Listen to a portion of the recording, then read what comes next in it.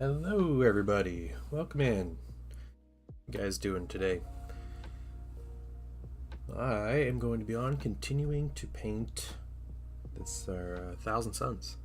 So, hey Dunder Snuff, welcome in. So I'm going to jump in and we're just going to get started on this mini. This is what we got here. And we're just going to start on this cloak. I have black blue acryl. I think I want to do more of a blue cape on this guy. So we're going to start with a more muted blue. It'll end up getting washed down and everything, and then we'll bring it back into just like brighter highlights. I think the highlights will be kind of where the color is. But we'll see if we can do that. How are you doing this morning, Dunder Snuff?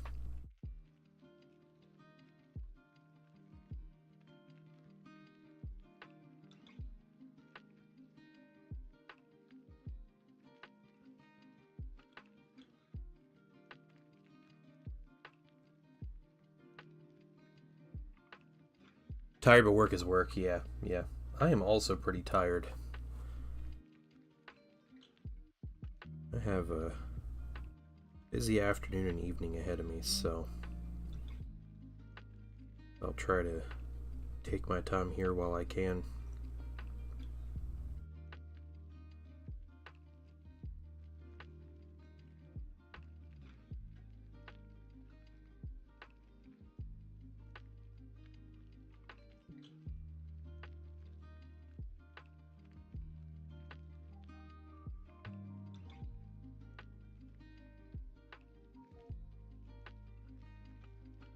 We can just all be tired together in stream here. That'll be the goal for today.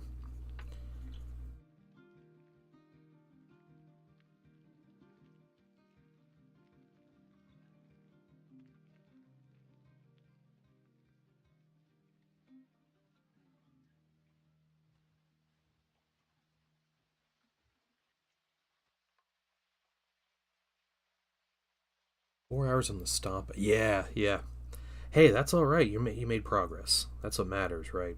It's looking really cool so far. Yeah, I mean, orc vehicles always end up looking weird while you're painting the panels, and then you go in, you weather and kind of wash and grind them down and stuff, and it gets that orkiness out of them. But no, that's great. I have never painted a stomp. I've actually never painted a model that big, so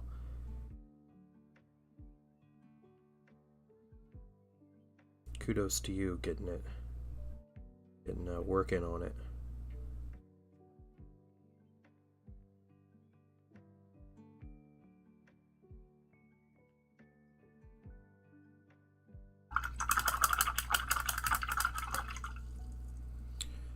Brush a good wash.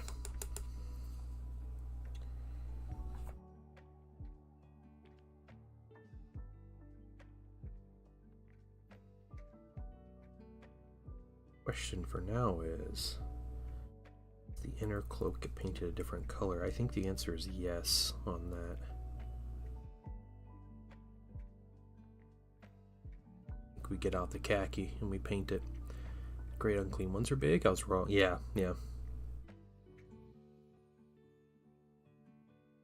Oh yeah. If you want a big great unclean one, I think the old Ford World one was absolutely massive. What's up, Zen? How you doing?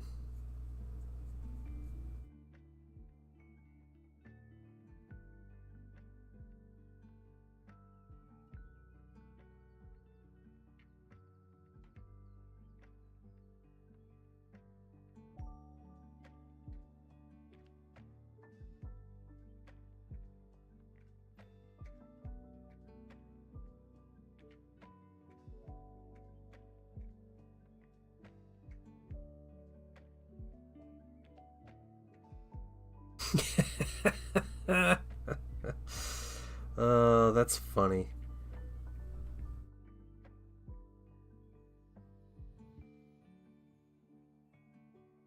That's really funny. They really didn't want to put, yeah, they didn't want to put that down. You know why they didn't want to put that down, Zen?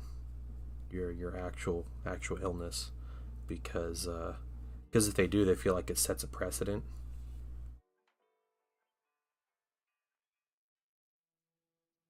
You know, and then it's just like that's a lot of people.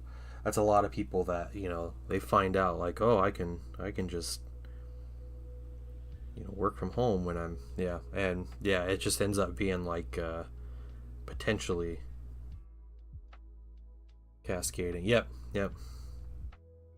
Don't don't do that. Don't do that. You're better than that, Sin. What's up, Raja?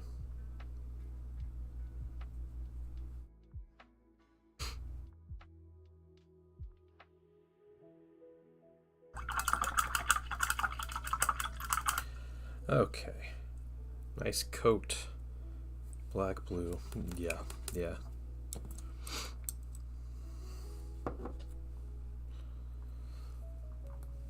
I'm gonna get some gold out. No, no, no. We don't know. We don't do that here.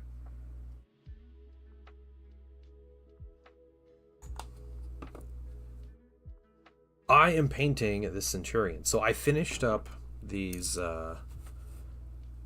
like unit sergeants. So this is the fireball throwing guy. We got boring bolter guy, and we got the blue flames guy, blue energy blast or whatever guy. So those three are finished. I figured I'd just grab the next mini. So we have a Centurion and work on painting the character. Sergeant Spellslinger, yeah, yeah. The blue I used on this cloak is black blue, so it's very desaturated and deep. So I wanted, yeah, I wanted something that has a little bit of a blue to it, but then when I started doing highlights on it, I could really let like a brighter blue kind of shine through in the highlights. Not that it's going to be a vibrant blue, but something bright that reads as blue. Really what I want. Yeah, it is nice. It's a nice color. Thanks. I painted it myself.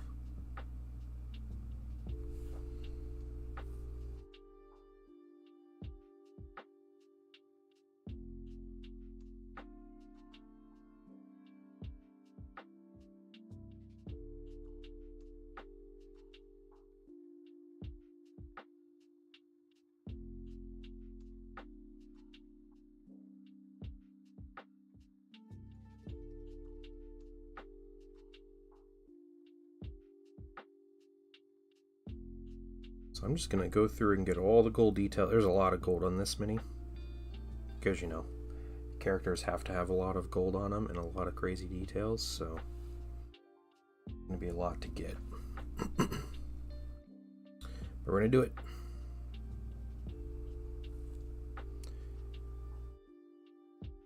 Yes, he is wearing the WWE belt, yeah.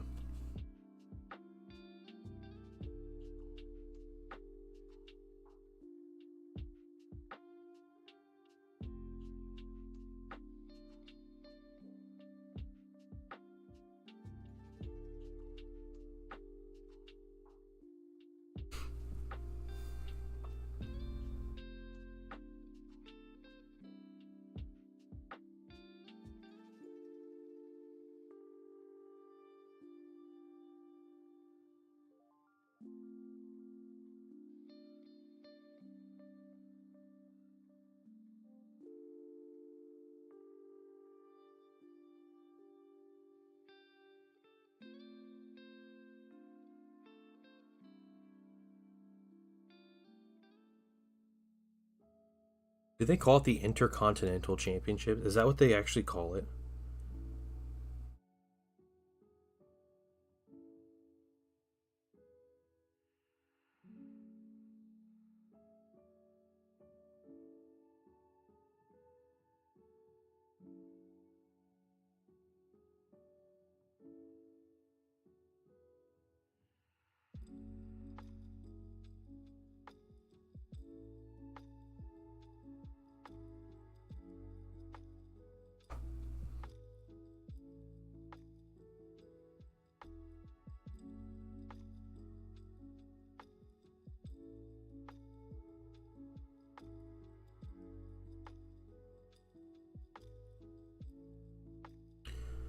Lots of detail. We'll get the inside of the cape next.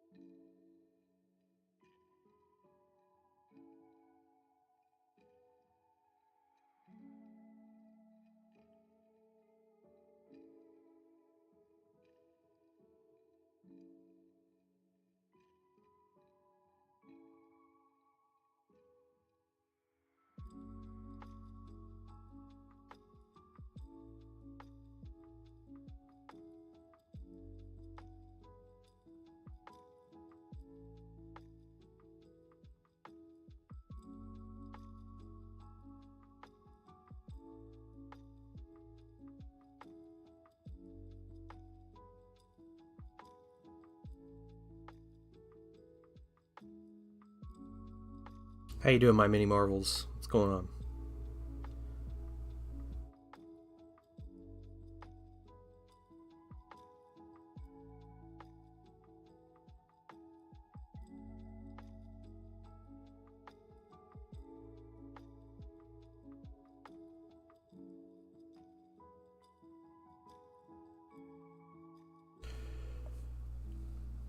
Fun, what's up? How you doing? Jumping in on YouTube, joining us. How are you doing? Just kind of getting started on this next mini. Yes, one of the belts is called that. Why is the belt called the Intercon? Now, what does WWE stand for? Isn't it like World Wrestling Entertainment or something? Isn't that what it stands for? What's the new red recipe? Oh yeah, new red recipe is, let's see, metal color. It's AK Interactive Clear Red instead of Tamiya Transparent Red. And then you got to put the 2 varnishes, then a gloss varnish, then a matte varnish, and then an oil. I don't know what that is then. World Wrestling Entertainment. Okay, so that's in their name, but their belt is called the Intercontinental Championship Belt. Why isn't it the World Championship Belt? Prepping for tomorrow job interview. Dang, and you found a Broken Emperor's Champion. Is that good or bad, finding the Broken Emperor's Champion? Like, was it your Emperor's Champion? Or was it someone else's? So imagine finding your own model broken. It's probably bad news. T-Slayer, what's going on? Yoshi? The Intercontinental Belt is a lesser belt. Okay. A lesser belt for the okay, I'm not gonna go there. Alright, cool.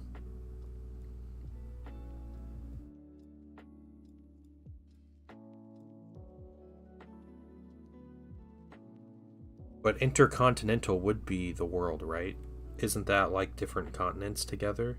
Are there specific continents with the Intercontinental, and which continents are competing for the Intercontinental belt?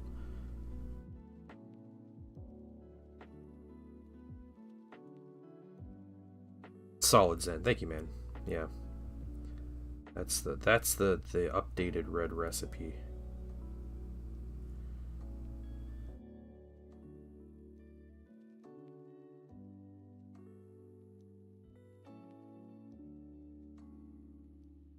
Yeah, I just read it, and it looks great. Unless you put something weird in there.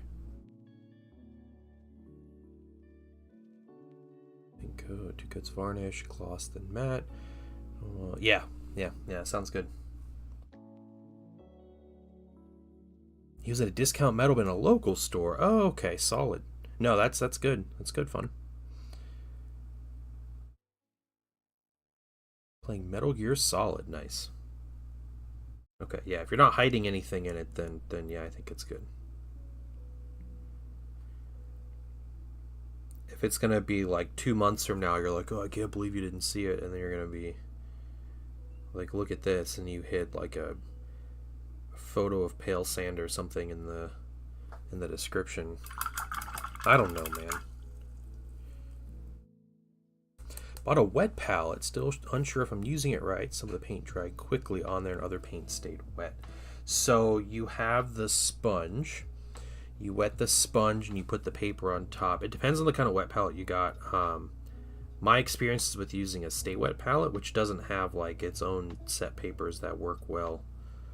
I know some of them have like their own branded paper, like parchment paper that works for it.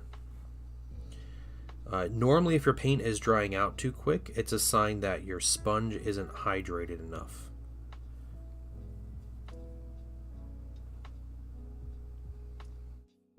Okay, it does look great. Yeah, just be aware the AK Clear Red reactivates. So you have to, it's a weird paint. I'm going to say it's inconvenient to use. But it's also an acrylic paint and it's not like toxic. So, you know, you're kind of picking what you want here. I normally I put my Clear Red base coat and thin coats over it, like very thin coats. You don't want it to saturate and become a liquid, like on the Mini, because then it pools and it settles and then it doesn't coat evenly. It ends up taking mini coats until you get like the full vibrant red color, and then you have to let it sit for about 24 hours. Like, don't touch the Mini. If you touch the Mini, you will leave fingerprints or you will rub paint off. So you don't touch it. Then you come back and you put your gloss varnish on, and you need like a nice heavy coat of gloss varnish. So it can't just be a thin coat of gloss varnish. You let the gloss varnish completely dry, then you put your matte varnish on.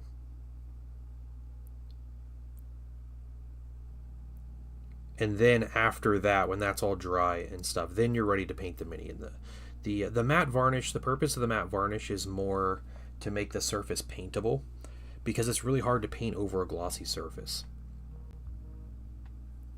So that's the purpose. The matte varnish isn't something that needs to be... Yeah, it is. Yeah. Yep. It's a really weird paint. And I think of all the clear reds that I tested out, this one looked closest by far to the Tamiya Clear Red, but it is the worst to work with.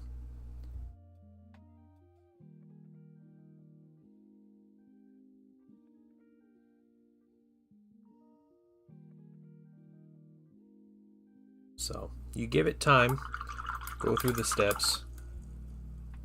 Yeah, go through the proper steps. Yeah, just don't knock the Mini against anything after you put that red on there, because it'll just straight rub off, and then you're just kind of out of luck at that point. Yeah. Uber Gaming, welcome in. How you doing?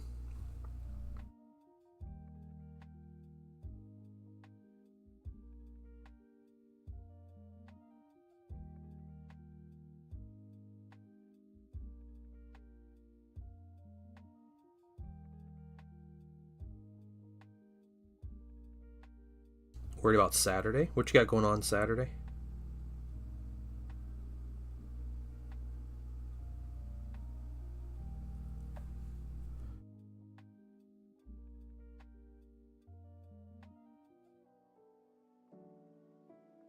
Hope it's nothing serious.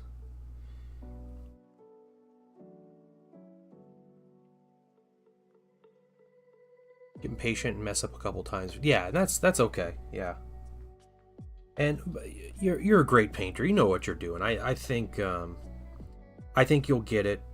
You know, and this took me many miniatures that I fully painted before I realized like the kinds of things I needed to do. So I just hope that someone, you know, learns from my trial and error and my experience, and you know, maybe it'll just take you one or two minis to figure it out, instead of a squad and 2 vehicles or whatever that it took me. So yeah, I did all the testing so you don't have to. Chiropractor appointment for a sciatic nerve. Okay, yeah, hopefully that goes all right. I don't mess with chiropractors.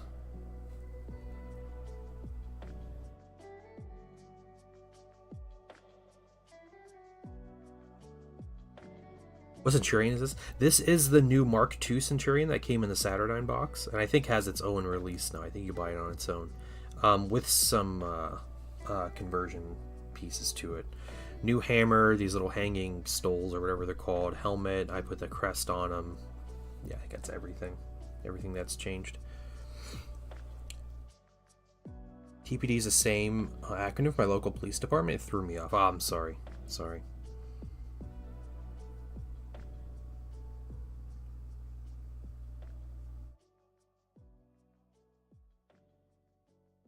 Shout out to Tulsa, Oklahoma.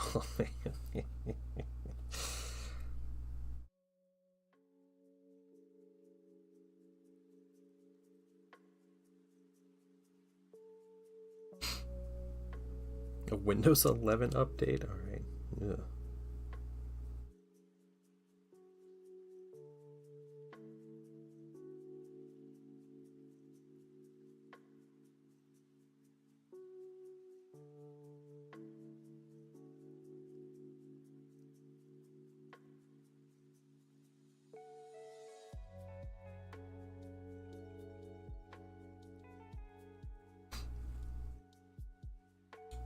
Rather see them over a doctor? In the hospital waiting room for 3 days. Okay, well, yeah. It's crazy. Well, hopefully hopefully everything goes well.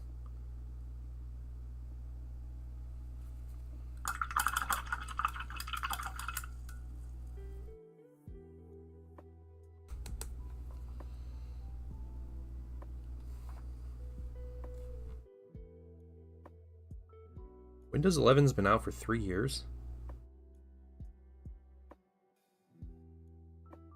I'm so old.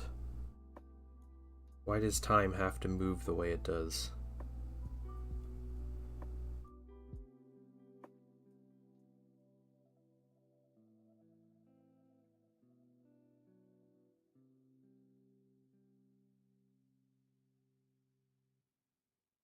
XP was the best. Windows XP.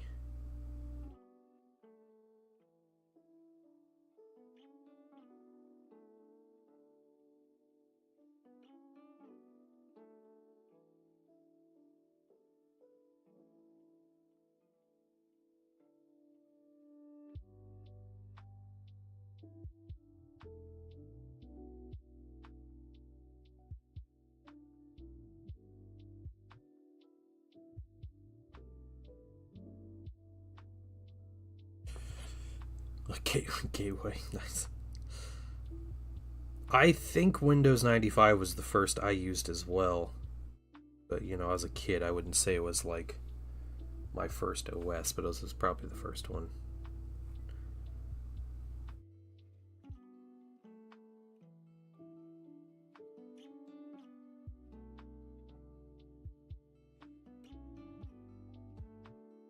Let's remember how Windows 10 was supposed to be the last edition. Yeah. Well, of course they say that. Then people buy it.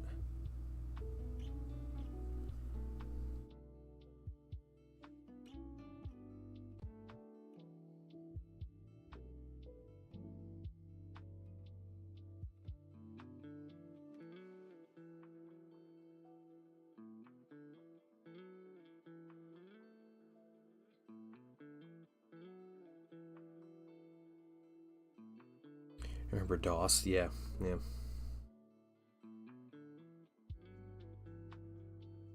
I imagine I used something with DOS, but I was probably too young to understand, and I don't remember, like, specific features.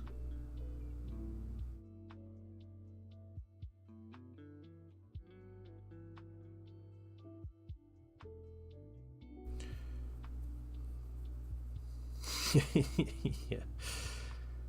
6 PC dual core Intel Pentium 2, 256 megabytes of RAM.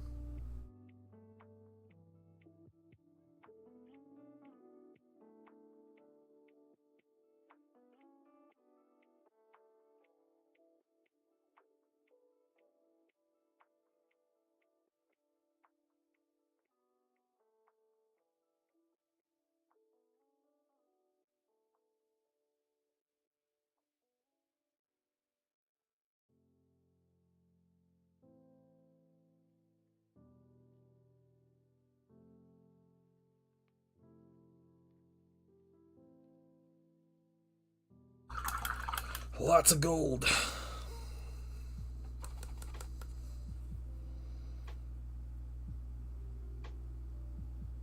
Yeah, I remember the floppy drive. Old CD-ROMs. Get out of here. Old CD-ROMs.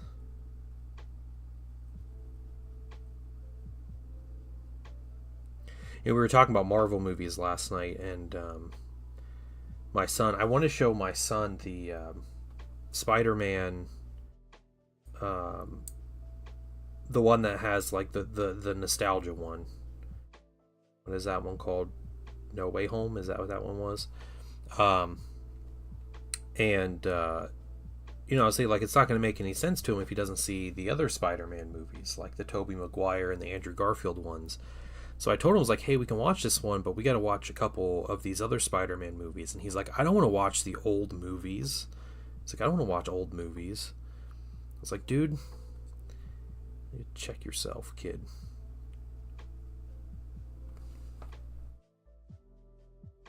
Yeah. Kid watches Lord of the Rings with me all the time. It literally came out before Spider-Man. I don't know about the first one, but at least the second one. It came out before the second Spider-Man. Yeah, kids these days.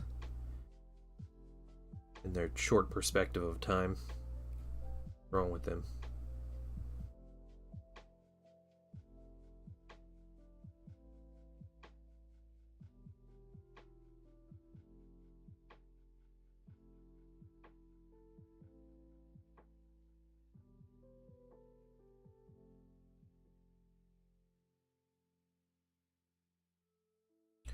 Old movies are like 6 years old.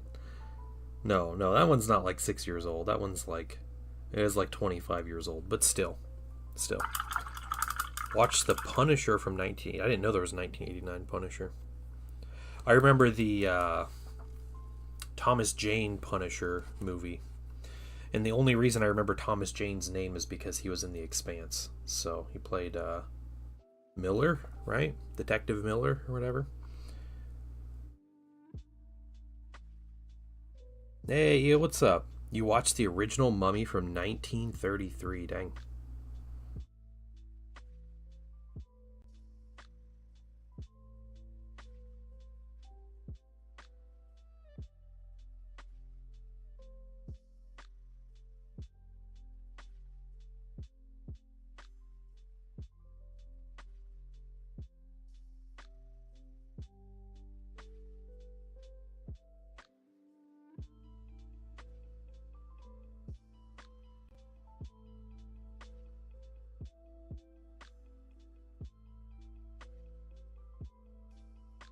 Thomas Jane Punisher's the best Punisher, yeah.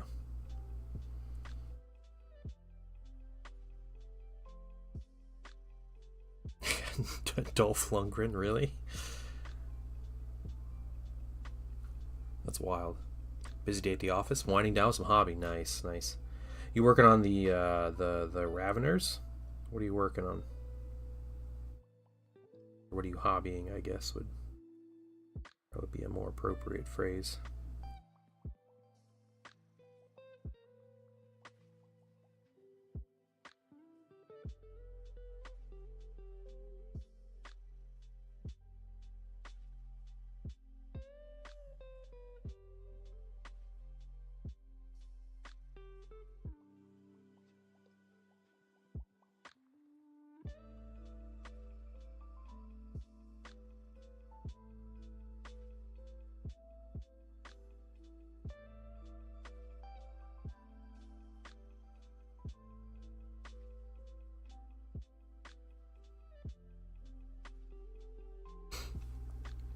Oh, when the whips. All right. Alien 3000. I don't remember that one.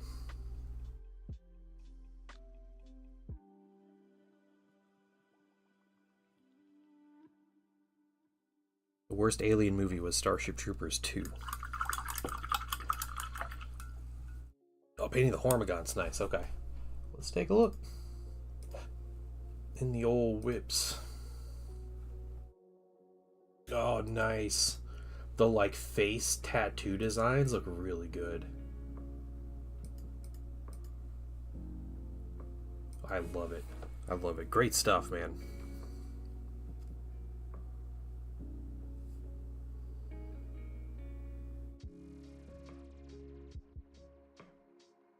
Starship Troopers 2 is better than Alien 3000. I have never seen Alien 3000, but I still find that hard to believe.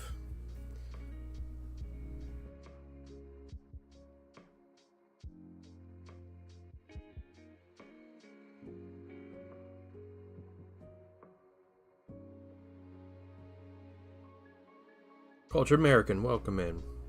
How you doing today?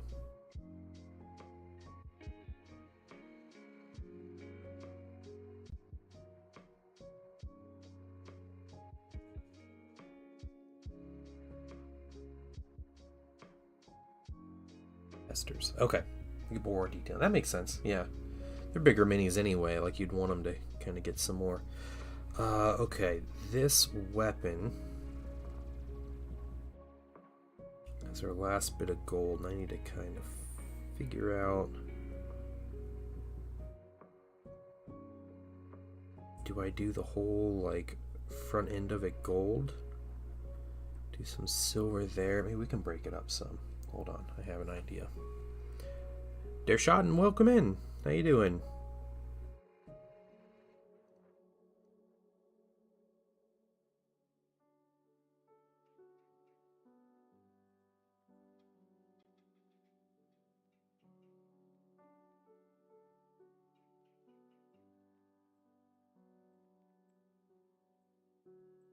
Nice power mace. Thank you. I appreciate it.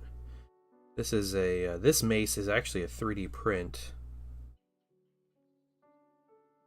So, the start of a massive bug swarm. Oh no. He went from painting Krieg to painting Tyranid Swarm.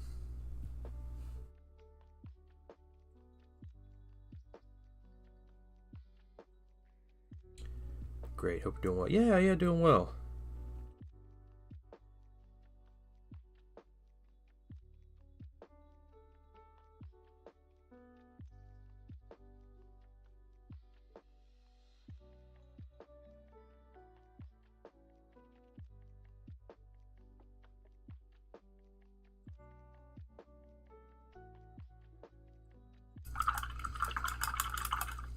Yeah, that's fair. Yeah, I agree that you need a good opponent. Alright, yo, I expect about 10,000 points for each side by the end of the year. And cool dioramas. I think you just need to drop this, like, silly full-time job and just start painting.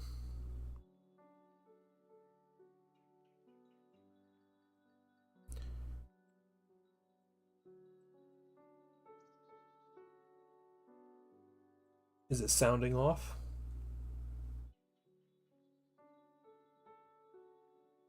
Watching more 80s movies? Planet of the Apes was a banger, yeah. Planet of the Apes is okay. I wasn't like huge into like the Planet of the Apes series.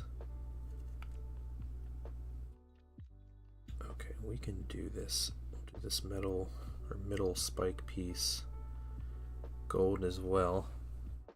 A week off in October. Yes, alright, if you can paint 20,000 points of minis then yes. I'll allow it.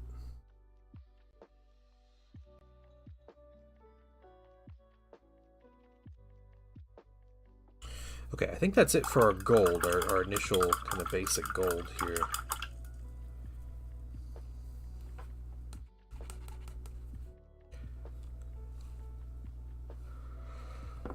What we need now is some khaki.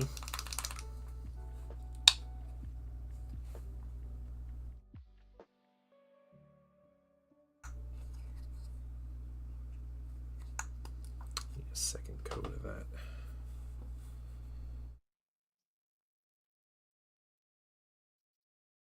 Try to carefully put this down.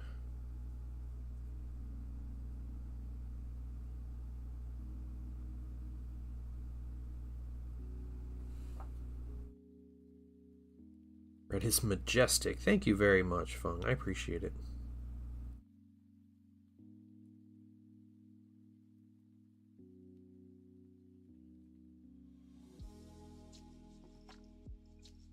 No one will hire me as I'm doomed to liability. Oh no.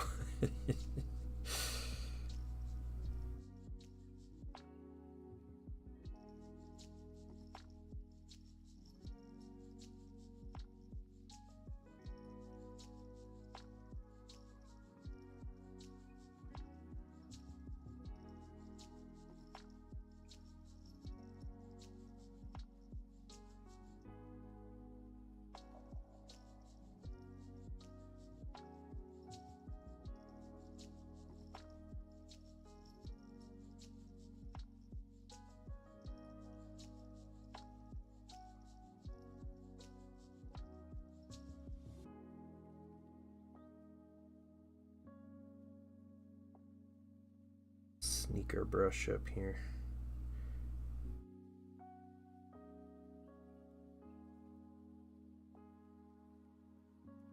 People like to paint their capes separate, and I really don't. Khaki, how a guy from Boston says car key? Probably. What's up, band of goblins? How you doing? Normally don't see you outside the memes and news section of the Discord. I consider it your goblin lair. What's going on? How you been?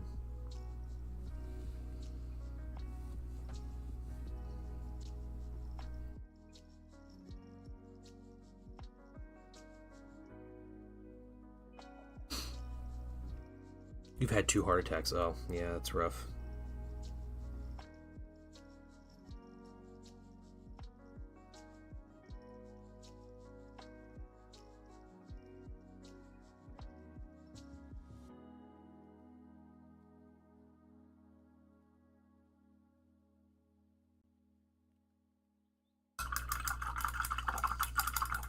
Lurk. Oh, okay. That's fair. Got the crud. Oh, that sucks. Sorry to hear that. Yeah, school year is going, isn't it?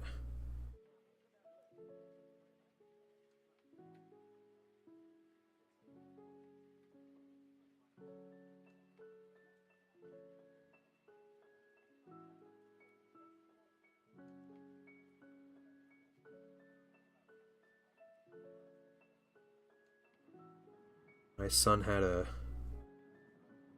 minor cold last week, and my wife kind of has a little cold right now, so it's hard to stop 15 times. Oh, whoa, that's wild. That's crazy.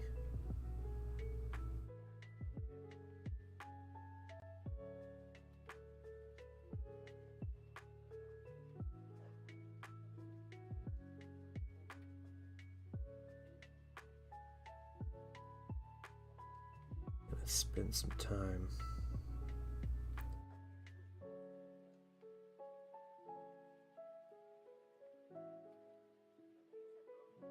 Parts of the cape. He's built different, raised 5 girls.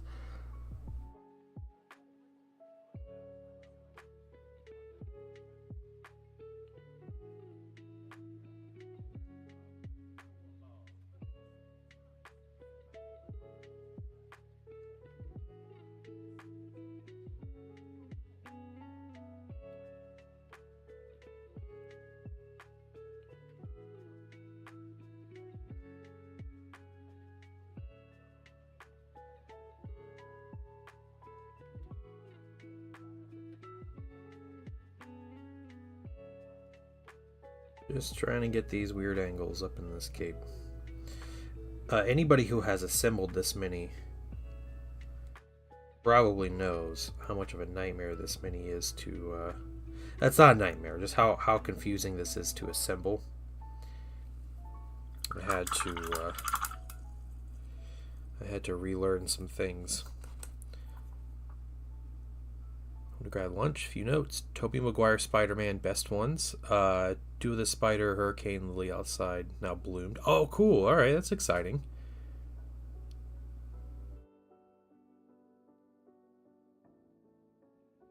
Wait, what? The temptation to say your tire blew is big?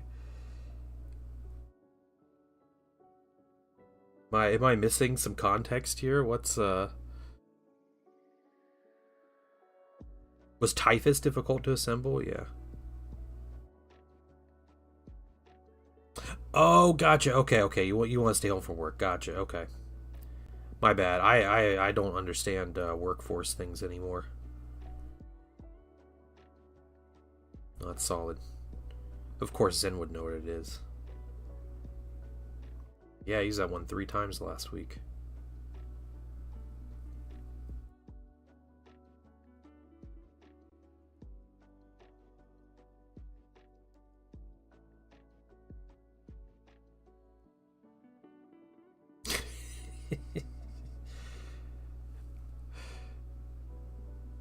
Wish I could stay home from work, but I work from home. Yeah.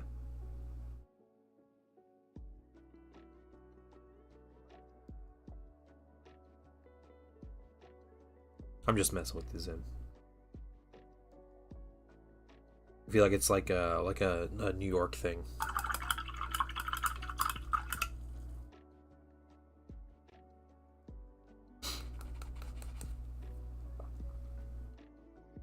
Okay.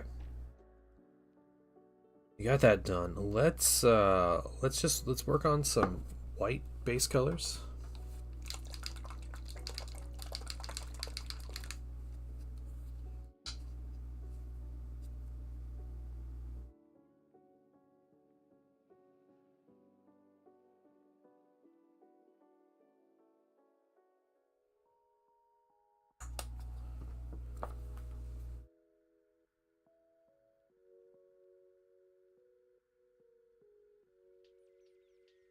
Good job.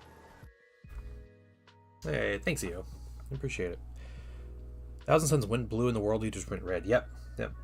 That's what happened, Gloomy Otter. How you doing? Hey, Fun says hello to Twitch viewers. Sitting on YouTube.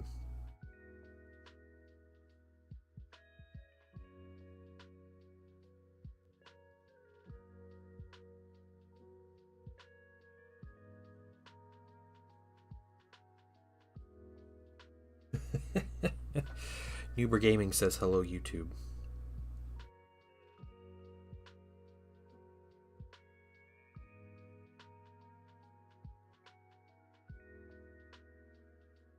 Oh, people are waving back. Look at you guys. Adorable.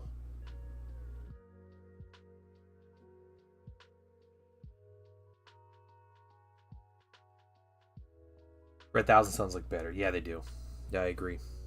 I need a smaller brush to kind of get that little spot.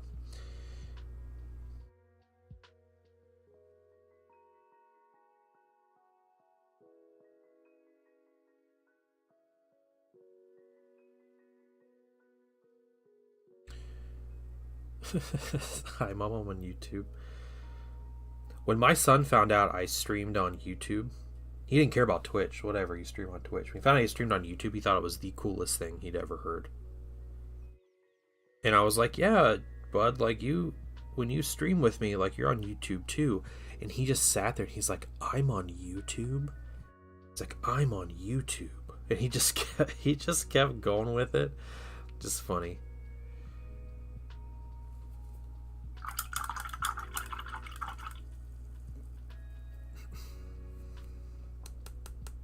Hi, YouTube. Oh, hold on, Penny Whistle.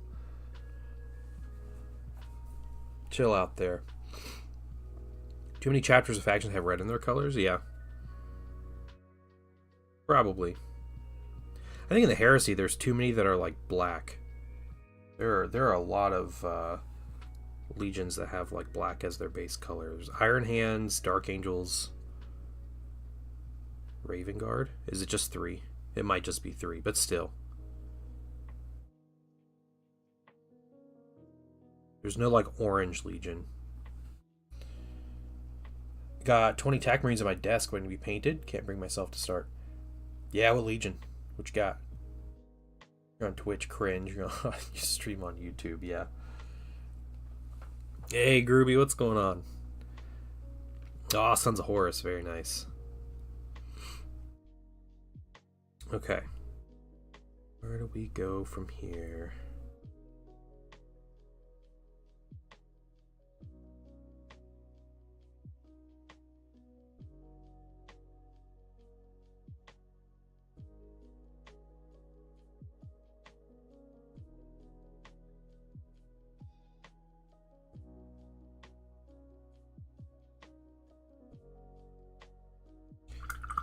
Do you batch paint or you like doing one-on-one? I like painting minis one at a time better, but I'm a batch painter. You stick around long enough, you'll see me paint some ridiculous batch of minis. My largest batch of minis I painted was like 112 minis at once.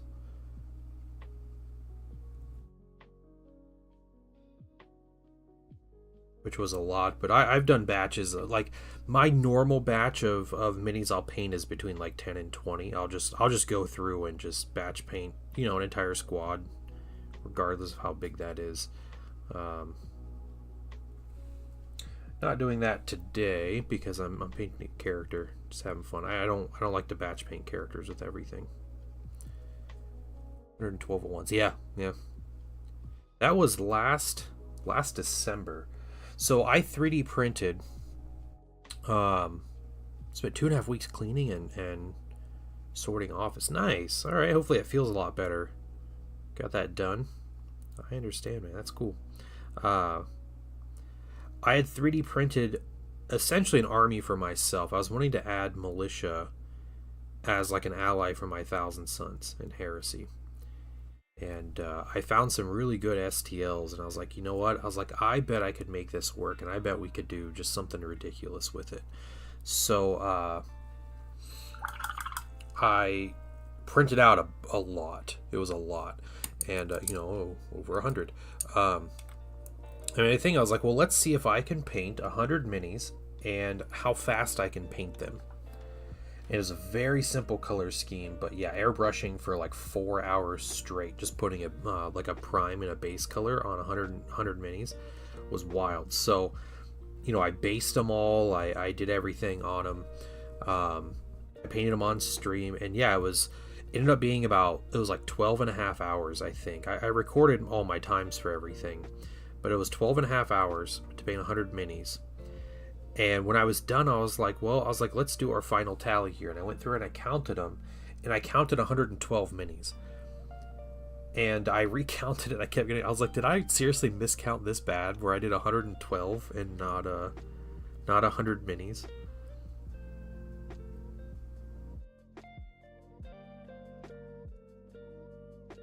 So yeah, so I got the weird 112 number out of all this.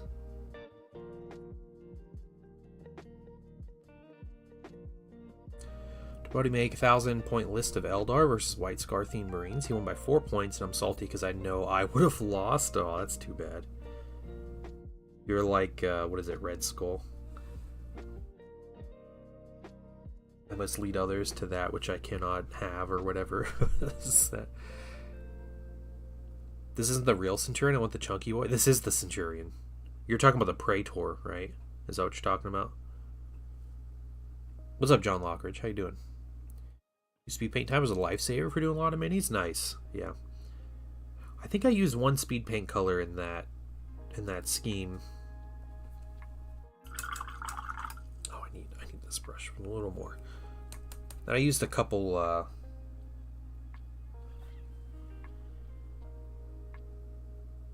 contrast colors and washes and stuff, but it was a very simple color scheme. It boiled down to like less than 10 minutes a mini, which is pretty solid for painting a big army. And now I have like 180 infantry for that army, and it's great. I have more printed also. I can always come back to that militia army and add more into it.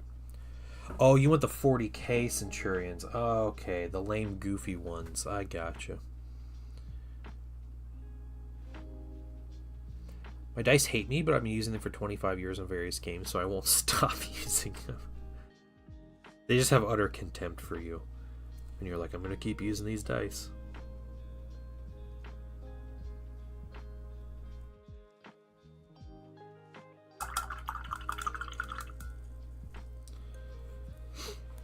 Do another coat of khaki here in a minute.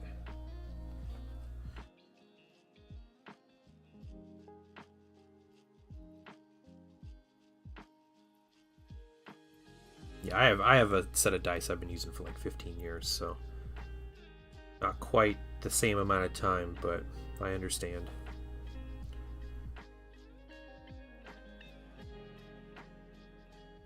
So, uh, fun story with these same dice. On my wedding day, I carried one of the dice around with me. And right before I went out into the into like the ceremony and stuff to start the wedding, me and my buddies, I was with my friends, like my groomsmen and stuff, and I rolled a d6. I was like, d6 check for marriage, and I rolled a 6, and I was like, yeah, I was like, this is it. So I set that dice aside. It's still in the set of dice, but it is set aside, and it is a treasured die. Just paying a LARP shield back to my Eldar Sentinel robot. Nice. Okay.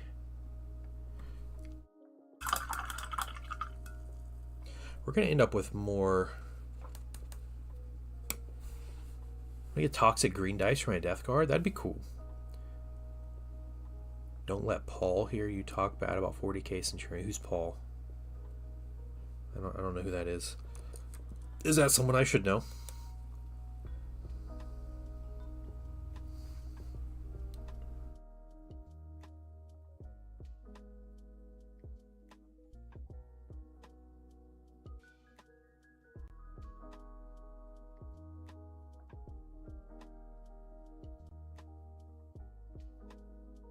Dinner time. All right, EO, have a good one. Wave Serpent's still on rotation. Okay, nice. It's cool lore. Yep. You got some TPD lore today. Yeah, have a great one, man. Hope you get the rest you need. Hope tomorrow isn't too bad for you. Tomorrow at work isn't too crazy. I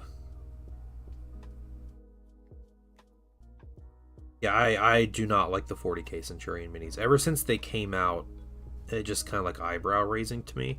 But those are definitely minis that like I don't think I would ever use, just because I don't like the look of them.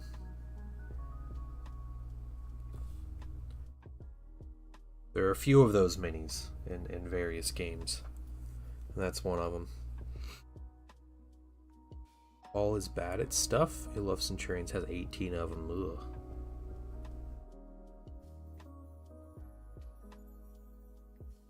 Is he bad at picking out good aesthetics? Because the name definitely fits. I don't know who that is.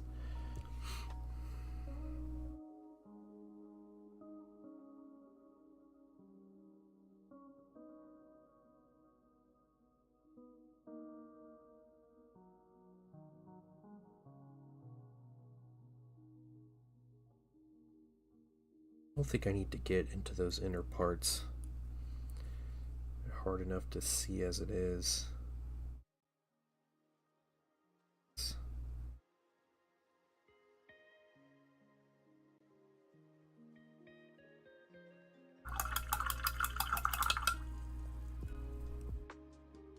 Alright. We will do white casing on the bolter. You know what? Let's just do that now. Shield reminds me of earlier Warhammer banders. Ones having the codex printout put on your figures. Oh, interesting. Oh, the banners. Yeah, the banners. I remember those. Yeah. They just have pictures of banners, and you could just, you print them out. And they had the techniques with, like, coating them in glue and everything.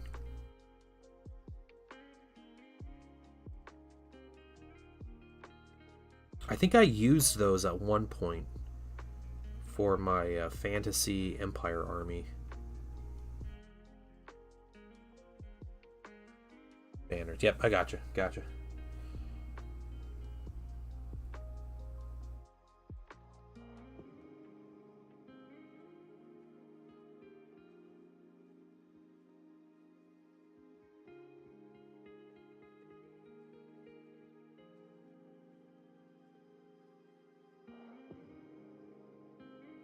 Oh, I hope you're talking about banners, because I don't know what banners are.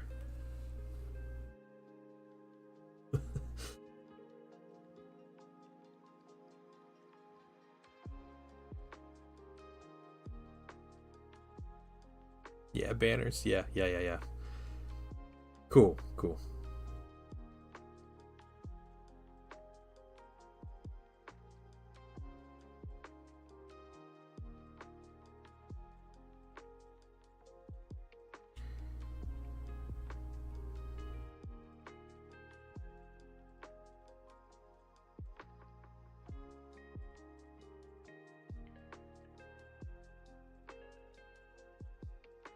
Cleaning heavy brush.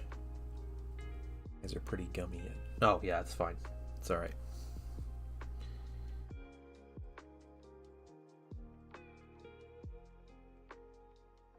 The allergies are getting to you.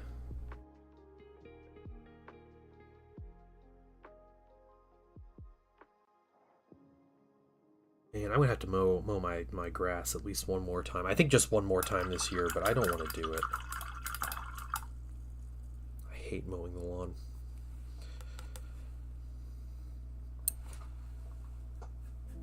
Okay, so we have some of these colors. Let's do our next color, and I think what we do is our dark neutral gray. So we're sticking with the formula from the other minis we painted. A lot of the basic stuff. It's just more.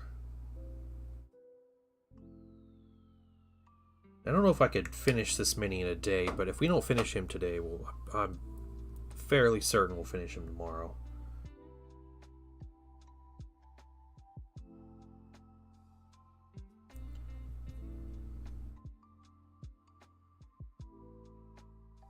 Doors. Let's go with my face. Yeah.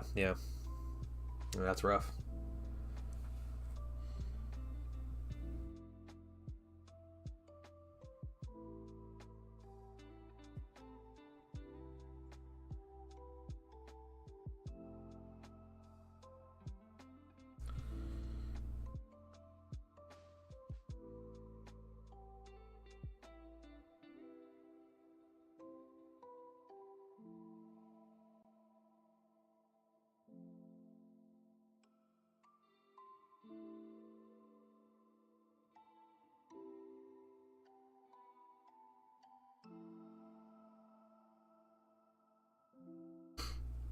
So we're doing a learning event for Horus Heresy.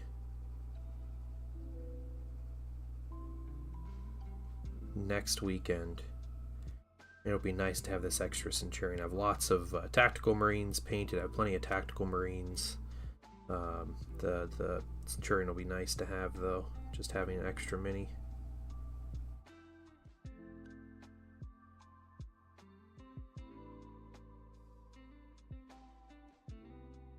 So there was in a local Discord, like a heresy Discord, someone from another like community stopped by. He organizes like events in like his area. He stopped by and asked if people like if they ran a second edition heresy event, wanting to know if people would go. And the question I thought was worded pretty weird. And I know that community is still like super salty over like the edition change, and like they are really struggling with, I don't know, accepting the game or whatever. But the way it was worded I thought was just kind of funny, where there were two choices. It was like, it was either no, I'll only play third edition, or yeah, I would be willing to play or willing to consider a second edition game. And I don't know, it just seemed weird to me. And like I know that group is like super hostile to the new rules, so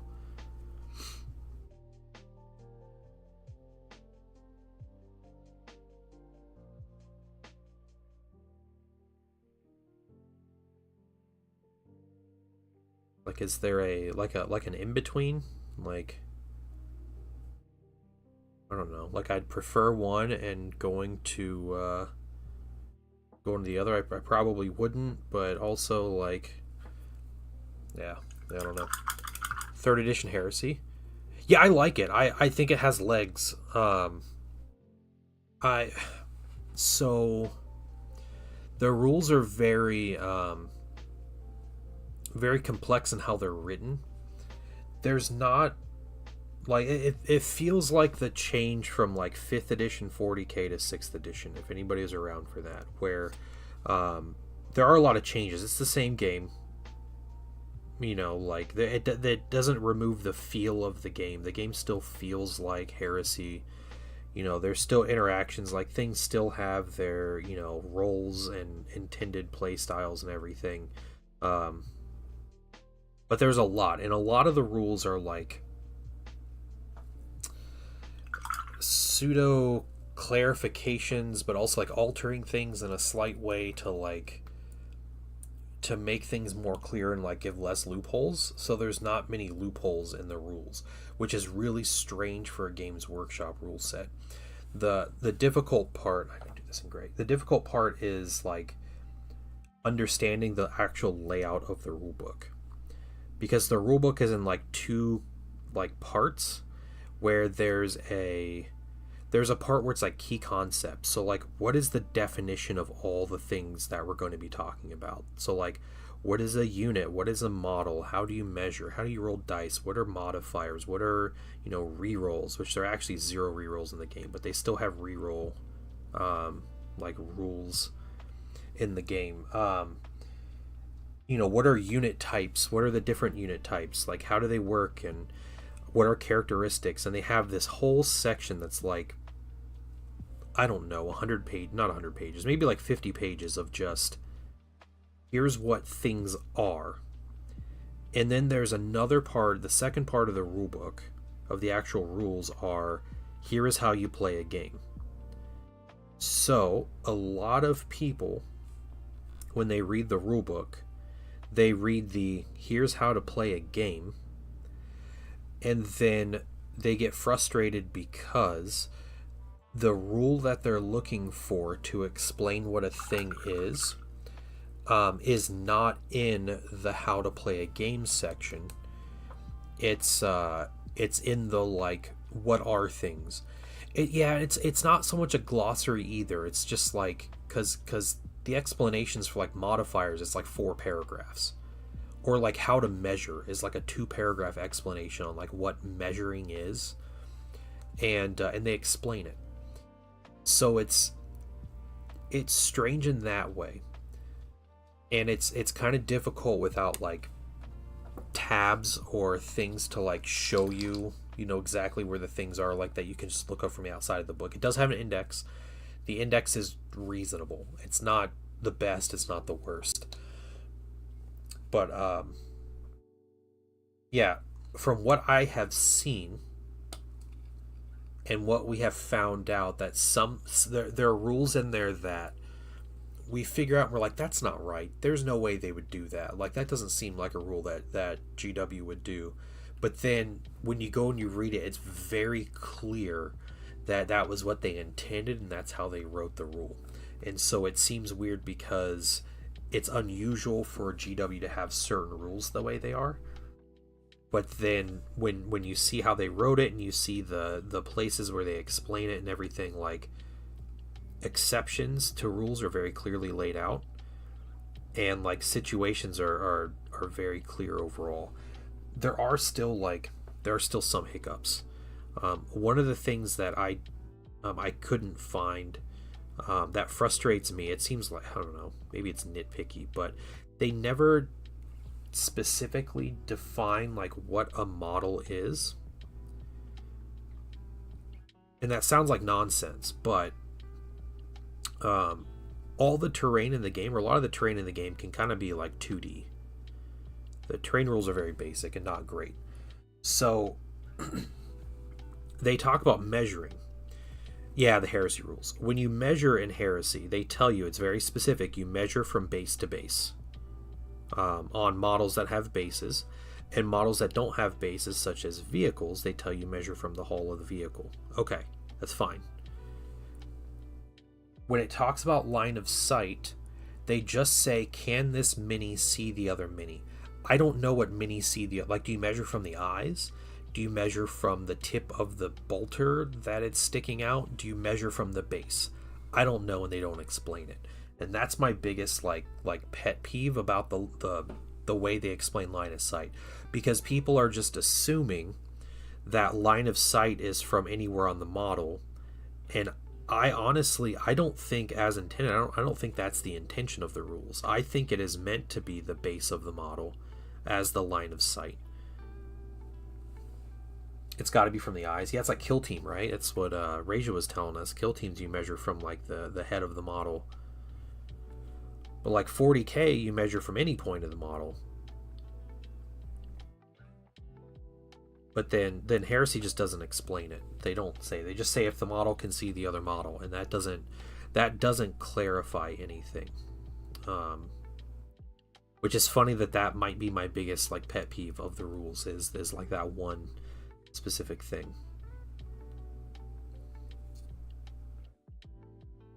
But yeah, maybe they'll expand on that or further explain it.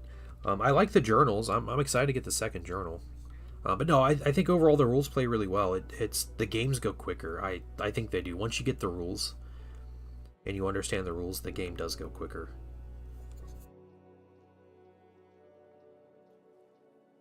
Yeah, but if I can see the corner of a spear around the corner, I can shoot the hole. Exactly. And that's why I think that line of sight is base to base, because of that interaction where you can kill models out of line of sight if you can see like a model in the unit. I think that that the way the rules are supposed to work is that it's supposed to be bases for models with bases.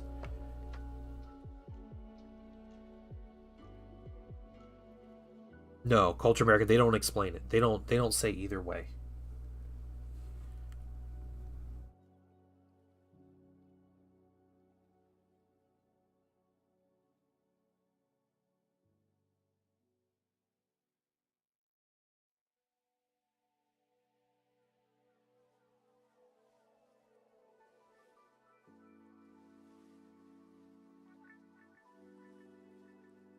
Anything go off the table for us? That no, Thousand Suns actually gained units, and we're about to gain more units. Yeah, Thousand Suns started this edition with more units than they ended second edition with.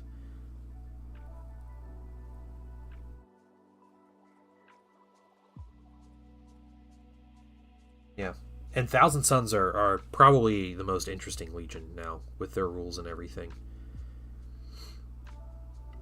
It's great because I'll watch like YouTubers talking about armies and stuff, and I don't think the people on YouTube play Thousand Suns, like content creators, and I don't think they understand how strong the army can be. And I kind of like that. Painting New Volcanistan, the spear pokes out so far from the base. Yeah, yeah, and Magnetic. That's how it works in 40K. In 40K, if you can see any part of the model, you can see the model. But that's also like that's explained in 40K rules. So yeah, 30K rules is a weird omission.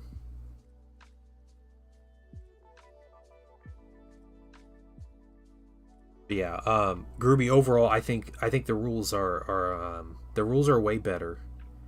I understand if people are upset about like their Legion like losing, like rights of war rules and stuff like that. Like I get it. I'm lucky that my army came out way ahead of where they were in second edition. But it's like everybody but a few Space Marine legions came out ahead. So that's it. Like all the mortal armies are fun and usable now. Where you don't feel like you're playing down 1,000 points. From like all the Space Marines. So good job for the mortal armies. The Militia Codex is probably the most interesting like book, and it's a free PDF that you can look up. It is probably the most interesting army book Games Workshop has put out in at least a decade. Like it's really cool. So yeah, yeah, it plays well. I understand people also have, yeah, Ferrus Manus came out of headshot. Yeah, has Ferrus Manus determined line of sight? The rules aren't fair to him.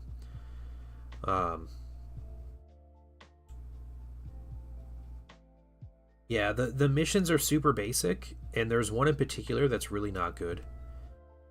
And there's a simple change to make it fine, uh, but yeah, that's all right.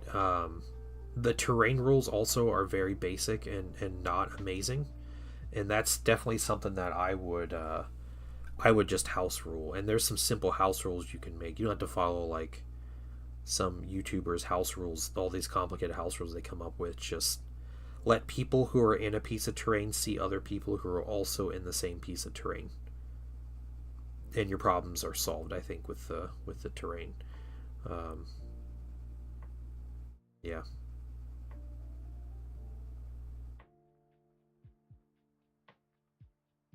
Excessive dreadnoughts. I guess I'll have a second army. Yeah. So, yeah. So dreadnoughts got nerfed really bad. In my experiences, dreadnoughts aren't very good. I think they're better at like shooting platforms maybe, but otherwise like not very good. But the encouraging thing is you can bring a lot of dreadnoughts in an army, and you don't have to feel bad. Like you would have playing Fury of the Ancients in second edition, where it was just outright banned at every event from the outset of the edition, and nobody ever played it. So I'm not aware of any combos like that yet in the game, which is impressive that people haven't figured out like cracked the code of the meta or whatever already, because people tend to do that pretty quickly. So there's definitely strong things. There's strong units and strong armies and strong combos and stuff, but I don't think there's anything where it's like you play this, you're going to win.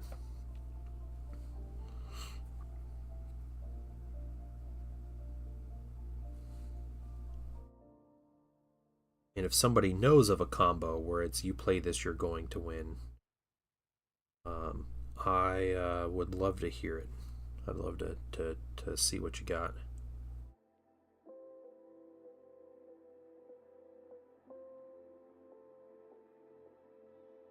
Chaos Knights? No, no, no, no. 30k, man. 30k, McMedic. Chaos Knights don't exist. A ton of Thousand Suns? Do extra dreads. Do another list worth of something else with dreadnoughts. That's cool. Yeah. Yeah, Thousand Suns have 5 unique psychic disciplines just for them. And you just give your unit psychic powers, which is great. Just 10 points a squad to give them a psychic discipline. And they're a lot lower risk than the normal psychic powers. Okay. Let's see. I think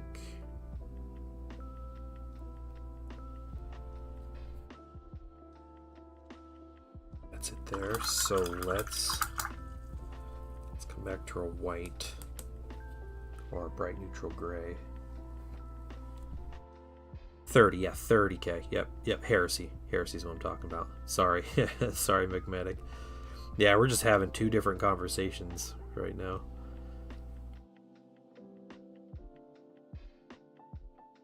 I have no idea what the 40k balance is like.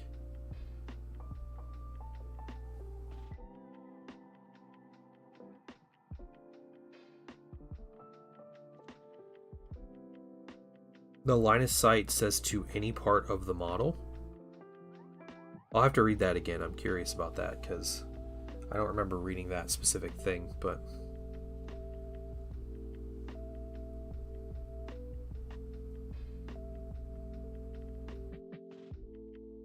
did you look up the rules for a model? Because there's actual definition of rules for a model too.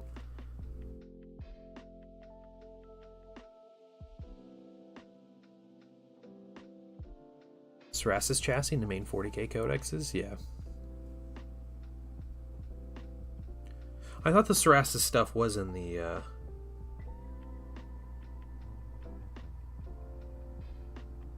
in the 40k codexes. Hey, Mydro, what's going on?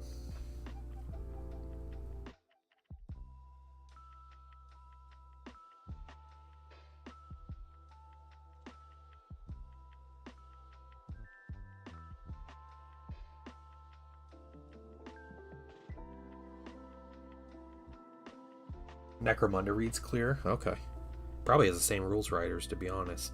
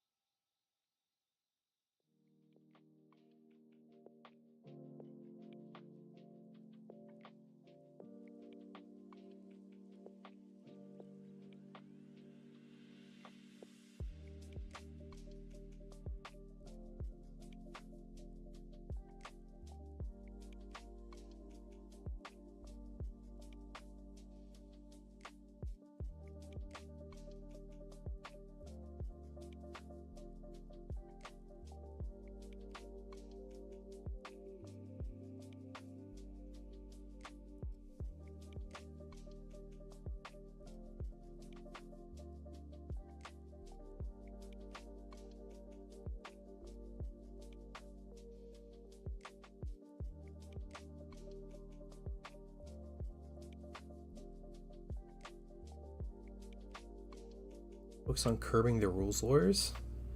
And they failed on actual readability. Yeah, it is more difficult to read. It's a lot more difficult to read. Sometimes you got to go through things like 2 or 3 times to actually like figure out what they're saying.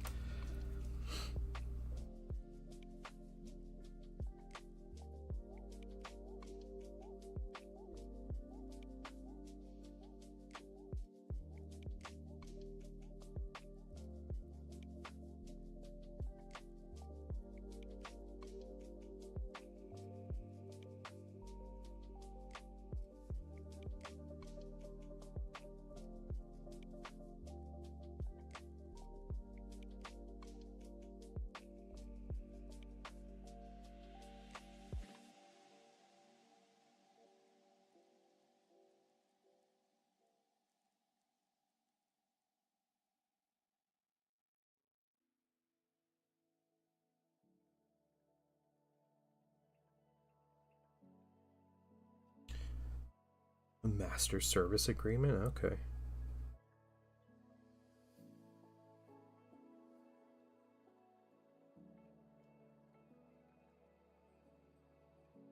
Yeah, not the easiest to read, but I do feel like they answer just about every question in the rules, which is nice.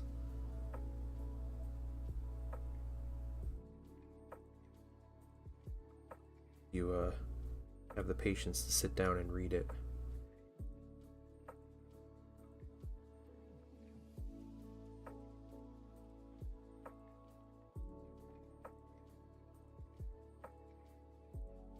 Okay.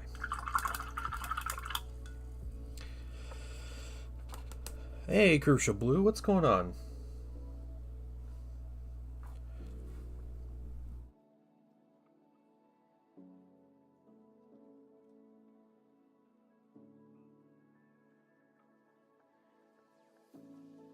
Do a quick line here and then we'll correct if I need to.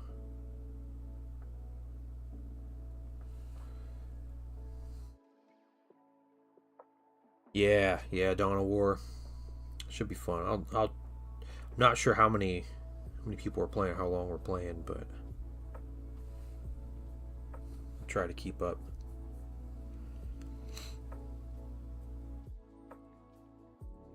Oh God.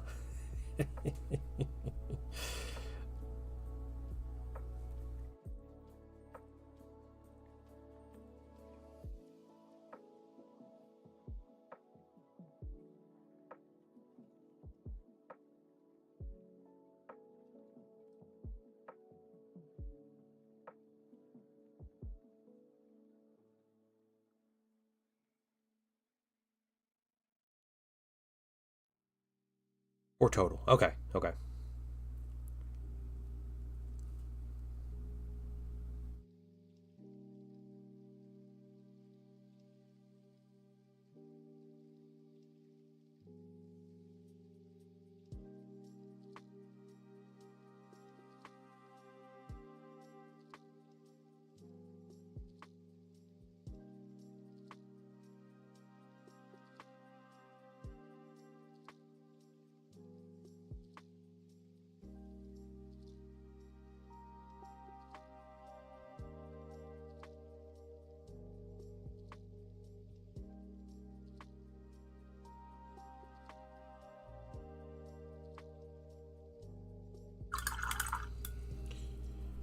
Starfleet battles.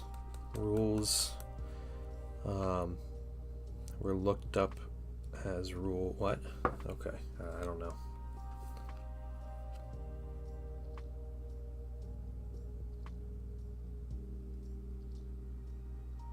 I believe. Hey, JD Hetzer. Thank you for the sub, man. How you doing?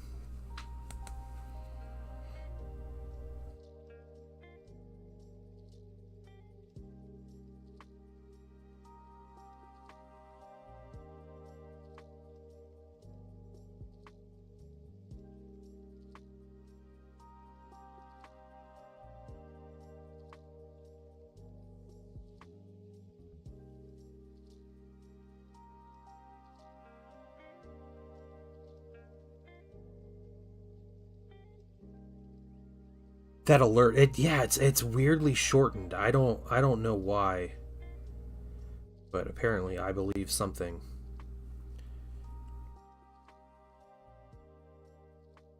Twitch doesn't understand like a whole second, or it's the sound alerts, right? The sound alerts are the thing where they're like, yeah, how long do you want this? And you can only set it to whole seconds, but then sometimes it's like the short end of that second, and then the other times it's the long end of the second.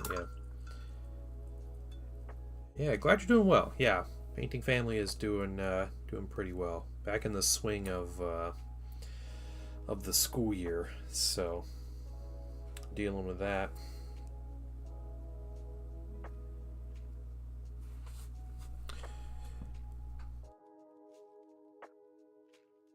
Okay, let's bronze here.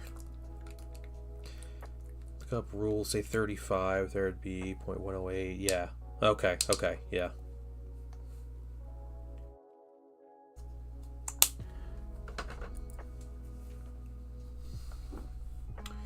There was like Star Wars Armada rules were a little like that. But that was a much simpler game, so you could look up the rules. Like the rules reference was, was like a 10-page document or whatever.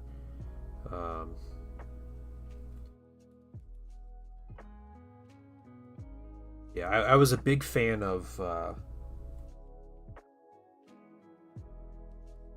how it marked out everything with sequences, kind of like 3rd edition Heresy does, where like everything's a step. So they're like, hey, here's what happens in this step, here's what happens in this step.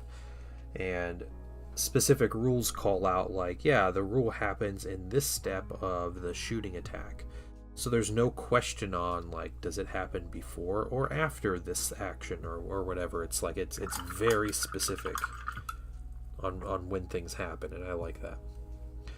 Putting models away from the game on Saturday. I've got like 7 or 8 units in various states of paint completion. Dunder joining Patreon. Welcome in, Dunder. Thanks for joining in.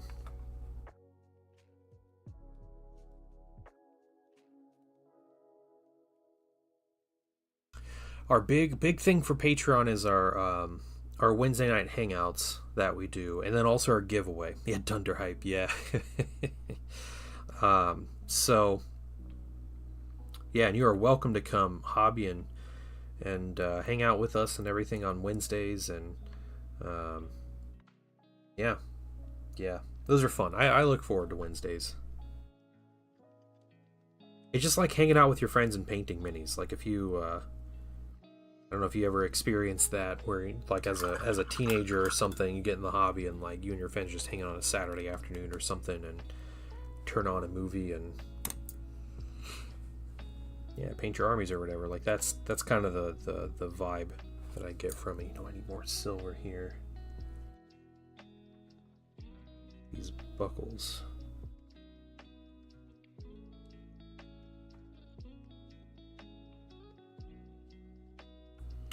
And yeah, we'll be doing a giveaway probably next week or the week after. We'll do our September giveaway. And any paid member on Patreon gets an automatic entry and or additional entry. And all you gotta do to enter otherwise is just stop by and say hi while I'm painting the mini. Okay.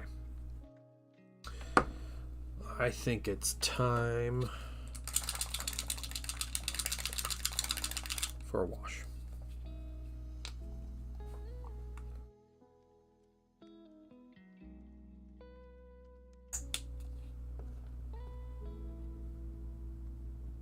The rest of the month for touch-up. Okay, all right.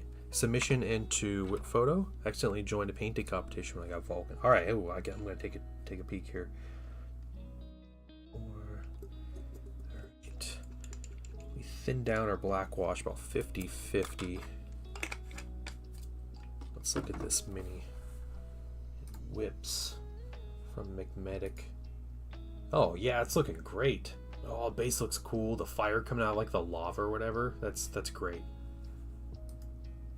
Solid stuff, man. The spirit looks good.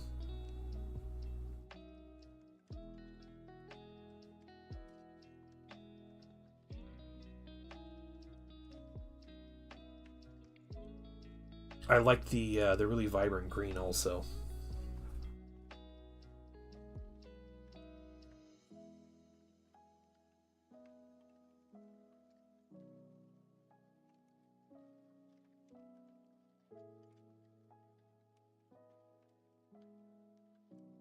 My brain about possible stream events later. Yeah, absolutely. Yeah.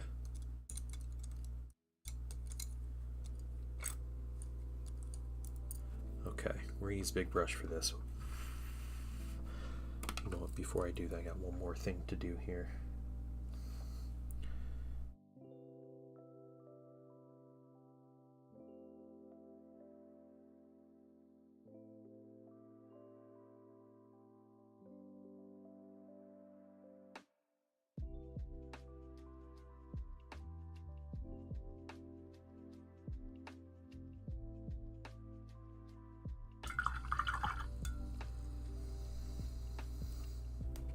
Yeah, yeah. Oh, I understand blue. I get it.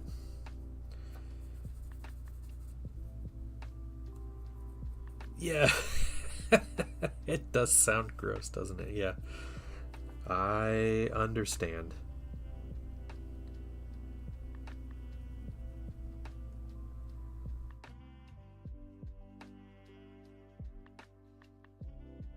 Okay. Diluted black wash. This all over gently.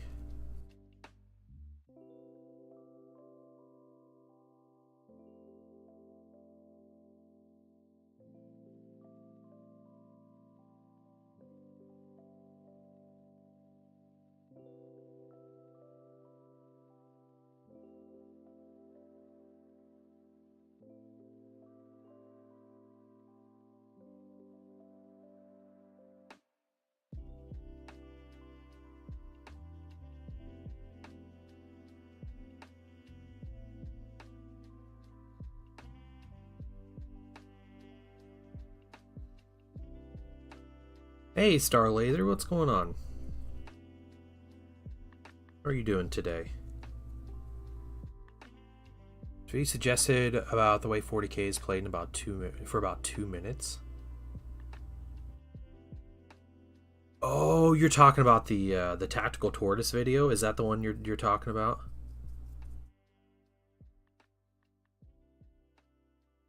The old like 2018 LVO.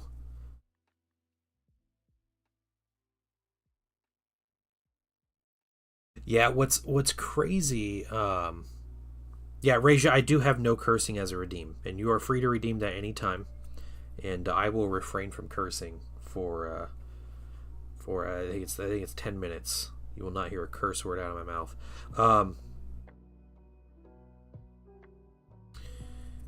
What's crazy is that those games are they're like really cringy, right? Watching those like streams and these people at like these tables like they're really like argumentative with each other, and they're really like passive aggressive, and like everything feels so hostile when you watch an old game of like competitive 40K. And you're like watching that when you're like, man, like these people really like they're really going at it against each other. That's just how competitive 40K was. Okay, we need a smaller brush. Let's see. Let me make sure I got anything else here.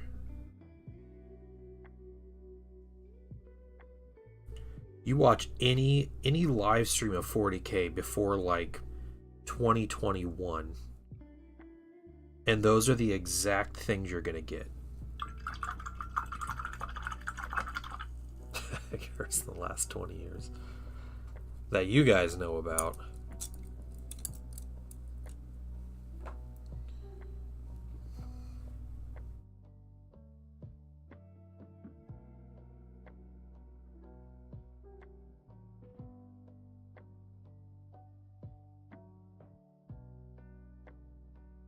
Yeah, dude, any Warhammer stream, Warhammer like competitive game stream is really hard to watch.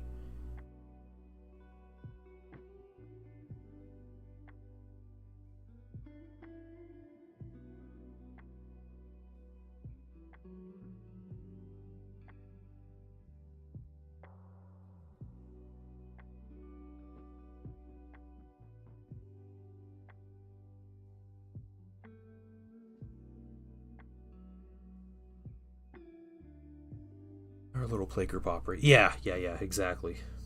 I think most groups are like that anymore. I think 40K, I think, sticks around that kind of more competitive edge. Even though, it does vary by group, and I think groups are typically a lot more friendly, although people will still play like really competitive lists.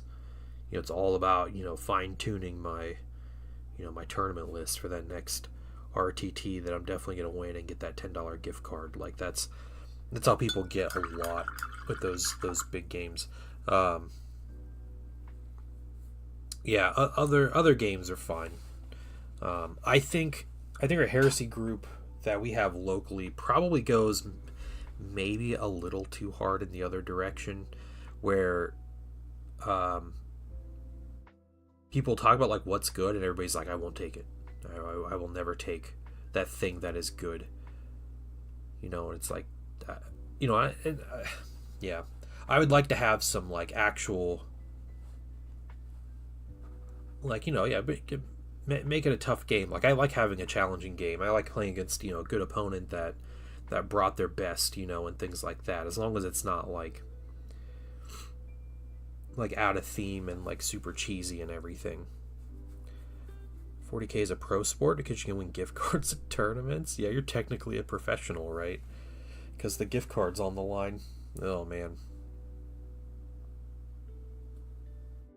Yeah, and they stopped doing... So, Blue, that tournament is one of the reasons that big 40K tournaments don't do cash prizes anymore.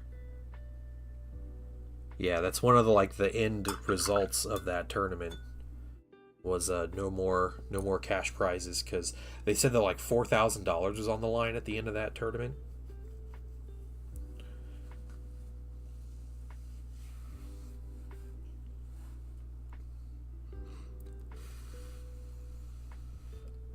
All right, dude's coming together. That wash on him. We're gonna do another wash on the gold after this. What happened? So, Hetzer, there was a tournament at Elvia, and it's a video from a guy called Tactical Tortoise, who like covers like competitive 40K. And I don't watch his like, he does like battles and he streams tournaments. So I don't care for that. He does good stuff with like the nerd drama around Warhammer, which is more entertaining to watch. Can you imagine playing a game competitively like that? Yeah. I like a good competitive board game. Like that's fine. I used to do tournaments for games, but it's different when it's like Warhammer. Like you can also have fun while playing a competitive game. Like you don't have to be as serious as these people are. Almost cover your travel, lodging, cost of buying army. Almost, yeah, exactly. What's up, Sham? How you doing? I drink beer, eat pizza, stayed all week after work for my last game. Yeah. Learning to have fun while you're losing is 40K. Yeah. So Hetzer, what happened? It was a video about a tournament that basically was like, the argument was being made that this series of games that happened at this tournament are the reason it's like changed the trajectory of 40K like competitive play. And it was an LVO, and I want to say it was 2018, and there was the semifinal match. And LVO it's always been like, for a long time, it's been the biggest 40K tournament in the world. There were like 600 people here. I think this past year there was 1,200 people. So like, there's a lot of people that go to this tournament. There's 600 people there at the semifinals.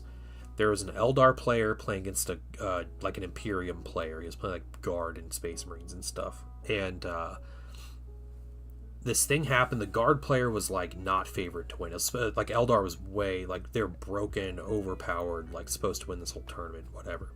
Guard player's in the semifinals. He goes to take his turn, where he had a really good chance of maybe swinging the game in his favor. He goes to take his turn. He's so excited the dude did his deep strikes real quick, which he just put the units on the board, right? And didn't affect anything else from his turn, or like his movement or anything, but he put the models on the board, and he's like, okay, he's like, I'm going to move my army. And the guy's like, you can't move your army. He's like, what? The rule is you put your reserves on after you move. It's like the next step. So your reserves go at the end of your move phase. And the guy's like, sorry, you ended your move phase when you ended your reserves. Like, that's the rules. I'm sorry, I can't let you take it back. He's like, it's not affecting anything. You mind if I just go back and do it? And he's like, no, sorry, those are the rules. So they had a judge come over, and the judge is like, yeah, sorry, that's the rule. You can't take back, your move or whatever. And the guy just shook his hand and quit there, and was done. So, it was a super like dick move from the Eldar player. Like, you don't do that, especially when it didn't have any bearing on the game, like the state of the game. It didn't change anything. So the final game, it was that Eldar player against a guy named Nick Navinati, who is like, he's the founder of like Art of War. It's like the big like competitive group for Warhammer and all this stuff. So they're at the final table. They're both playing Eldar, and the other player, yeah, he did a video on that. Yeah, Tactical Tortoise did a video on it. Yeah. The other player, I think his name was Tony or something. Tony moved this big squad, like beat stick squad of jet bikes. He advanced them. And when you advance, you can't charge. But Eldar had a strat that if you played it in the movement phase on the squad, then in the assault phase, they can charge after they advance. Well, he didn't say that he used the stratagem. He didn't take down his command points or whatever. He advanced the squad, and then his assault phase comes around. He's like, hey, I'm going to charge. And Nick is like, no, you can't charge. And he's like, what do you mean I can't charge? He's like, I used the stratagem. He's like, no, you didn't. He's like, yeah, I did. He's like, I didn't say it, but you know what I was doing. He's like, I'm sorry you didn't use it. He's like, you didn't put down your points, you didn't use it. He's like, can you just let me use it? And he's like, no, you didn't give the other guy the courtesy of doing that with this whole movement phase. He's like, that's a completely different thing. And they go back and forth. They have a they have a judge come, and the judge is like, sorry, you can't do it. So the guy couldn't charge, and he lost that game. And it was like a big moment. And there was a couple other things with that, but it was like at that point where people were like, okay, we need to talk about like what just happened here and like what it means, like. And so at this point, if you watch like a really high level tournament game that's being streamed, the guys will be very clear on their intent, and both players will work to make it happen if possible. So like Sir Stroming Fish said, he's like, you have to tell your opponent, like, hey, just so you know, reinforce at the end of your phase so you can't move if you do that. Yeah, like that is a common sense thing now, but back then it was like, well, I'm gonna win if this guy messes up his order of operations, so I'm gonna let it happen. But people anymore are like, well, that's not a way to win the game, especially when you're being streamed. Like if 5,000 people are watching me, I'm gonna do like the worst thing I can possibly do. You can get sustain and ignore cover until the end of fight phase if you play it in your move phase. Yeah, Dark Eldar have a strat like that too, where you can charge if you disembark after a vehicle's moved, but you also have to do that in the movement phase. So it has to be done early, yeah. And like most people, you see someone do that, and you're like, yeah, of course that's what they want to do. But when you act like that toward your previous opponents, people know it. Like that's it. Like you treat people like that, you're gonna get treated like that, right? Yeah. So yeah, now like the way Warhammer 40K is played, even at competitive level is a lot better now. To where it's yeah, it's a lot of people that are people are typically really chill about it. Um, it's very much like, hey, can you measure that for me, make sure I can do that, or can you help me move these models in place, or whatever. Yeah, that whole like rules for the yeah, because the guy kept arguing, he's like, no, that's different, it's completely different. Like, yeah, it's different. Like yours is way more like your situation is way more unreasonable. Like you thought the guy was going to skip his whole movement phase just to place down reserves. Like that's ridiculous. Yeah.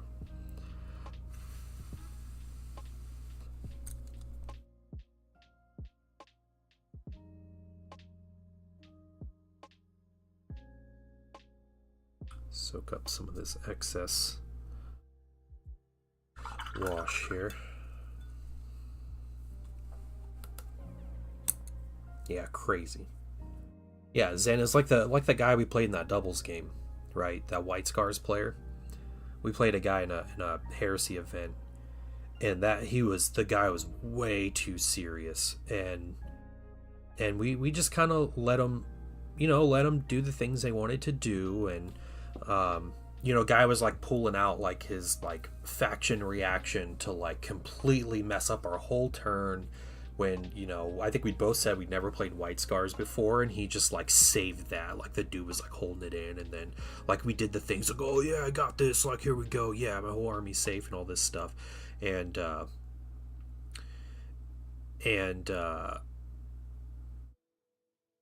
yeah, and then like we had something where it was very clear they couldn't do something, and then they were like the guy freaked out, and we just like let him have it. Like, dude, you guys are both gonna you're gonna like get really upset. Like, I don't care to make my opponent upset. Like, that's what you want to do. Tobacco or banana cream pie? I'm assuming these are um, flavors of e-cigarette, right? Is that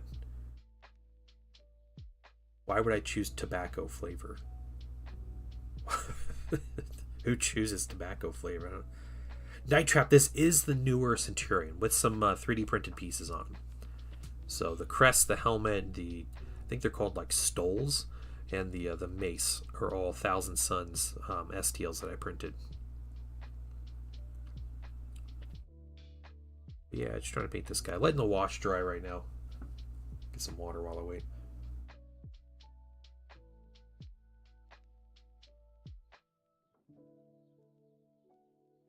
I think you sham. Yeah, I try. I like my 3D printed parts. Speaking of 3D printed parts, minis we were painting earlier this week. There's the fireball guy throwing his crazy fireball. All done. And we got basic bolter guy. So he's done. And then the other one with the blue energy thing. Yeah, the cloak isn't done. The cloak just has a base coat and a wash on it. So looks like a baguette. Man, don't tell me it looks like a baguette. This looks like a baguette. What kind of baguettes are you eating, dude? You think a defiler is a good ambush weapon? What? Also, yes, defilers are cool. One big baguette and three small. Okay, man. Alright. Just ruin it. Just ruin it. Can't unsee. I spent a game where I spent most of the time telling my opponents they can't fire their Bane Blade at my units because LOS. We did well until luck just borked all our plans and units. Yeah, yeah.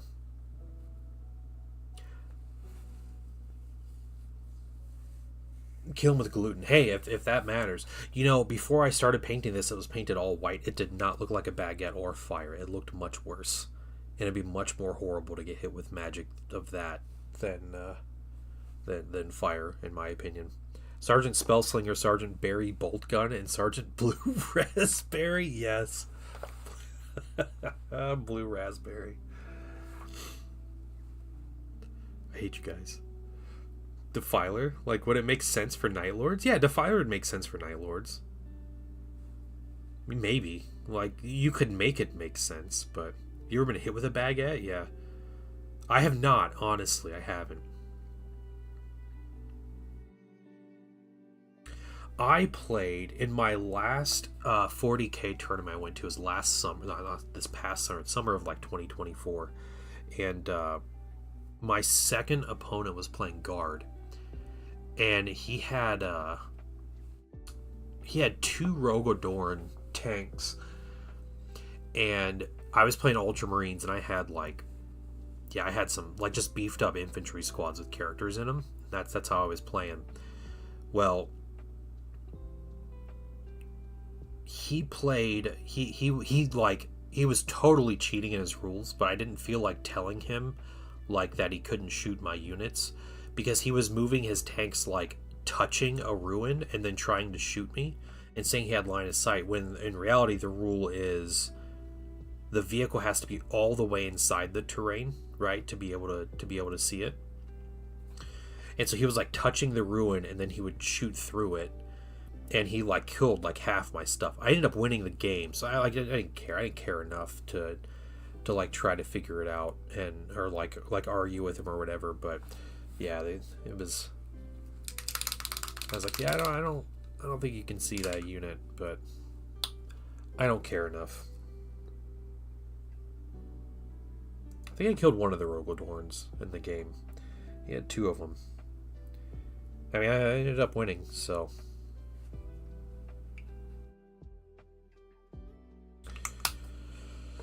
Can't unsee. Don't talk about Sergeant Baguette.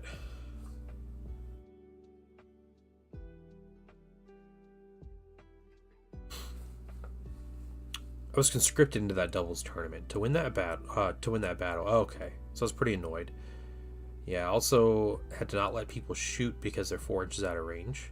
I'll suggest they fired something within 48 inches or whatever. Yeah, yep. Sergeant Breadstick, that's a good one. Yeah.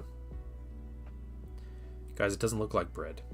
It's the color filter through the camera stored in your vision. Okay, I'm serious.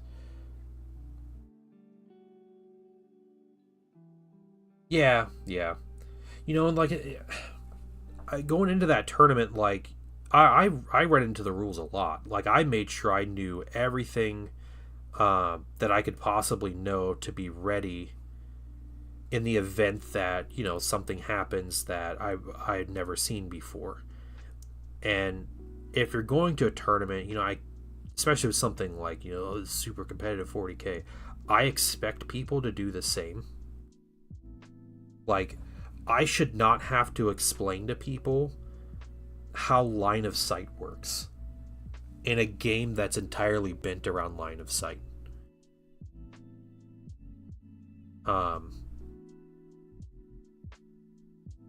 And so, like, that to me is kind of lame. Like, yeah, it's a complicated game, and I'm playing a friendly game. Like, I'll more than happy, like, explain a rule to someone and you know, like, talk about it and everything. But I think it's possible to play larger scale 40K battle with a smaller army. What do you mean by that? Expand on that thought, Night Trap. I'm not quite sure. No time for tournament style players. I'd rather play a nice looking sensible terrain against someone who's there to have fun. Yeah. That's where I am too. Yeah. You know, I think it's important for people to have a competitive outlet for things. And not everyone can go out and, like, you know, play golf or I don't know. What are other competitive sports? Like, just start a football league in your 30s. Like, that's just asking for serious pain and back problems, right? Like, it's cool. You want a competitive outlet. Like, tabletop gaming is a great way for that, but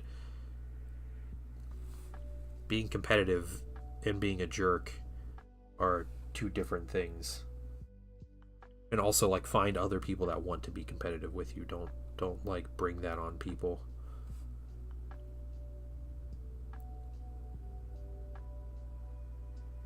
Yeah, bringing the pain. Isn't pain like French for bread or something? What isn't that like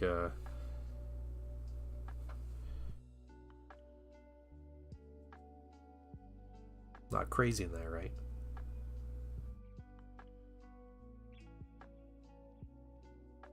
I figured I wasn't sure. I don't know French. Yeah, yeah.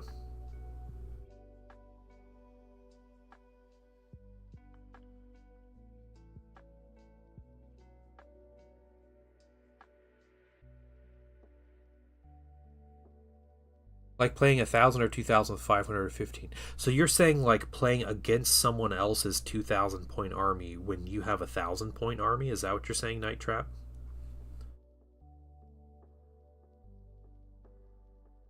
It's pronounced differently but spelled the same. Okay, okay, gotcha. It's pronounced like pan. All right. The more you know. I learned French today.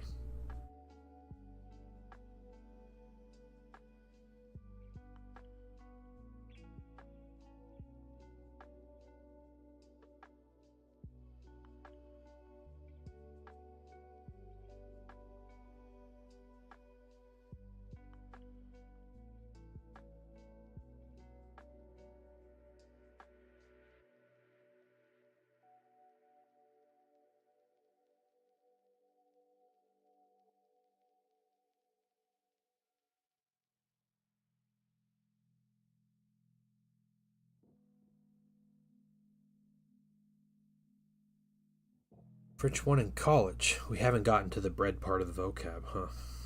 Is that so? It's too bad.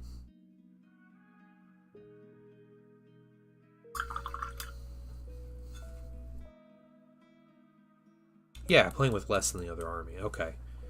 Yeah, no, that's fine. That's totally doable, Night Trap. I don't see a problem with that. That's when you make like an attack and defense. You give one player a bunch of cover, and the other person has to like run through more open terrain, or like all the objectives are on the defender's side, or something like. Yeah, that is an asymmetrical game. That's very much like a narrative play thing. When me and my brother play Kill Team, we let each other take stuff back because we often forget rules. Yeah, forget stuff too. But if we forgot stuff too long ago, we just say we have to deal with it. Okay, that's fair. Yeah. I just have to wait for some of this wash to dry. I'm trying to move too quick here. Darn wash taking forever.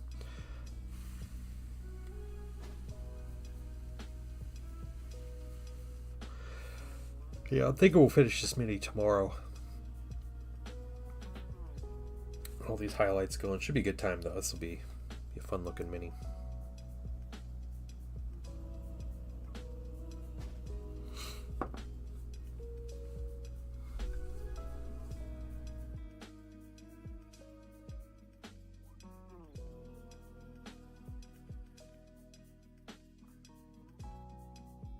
The very first tournament I played in,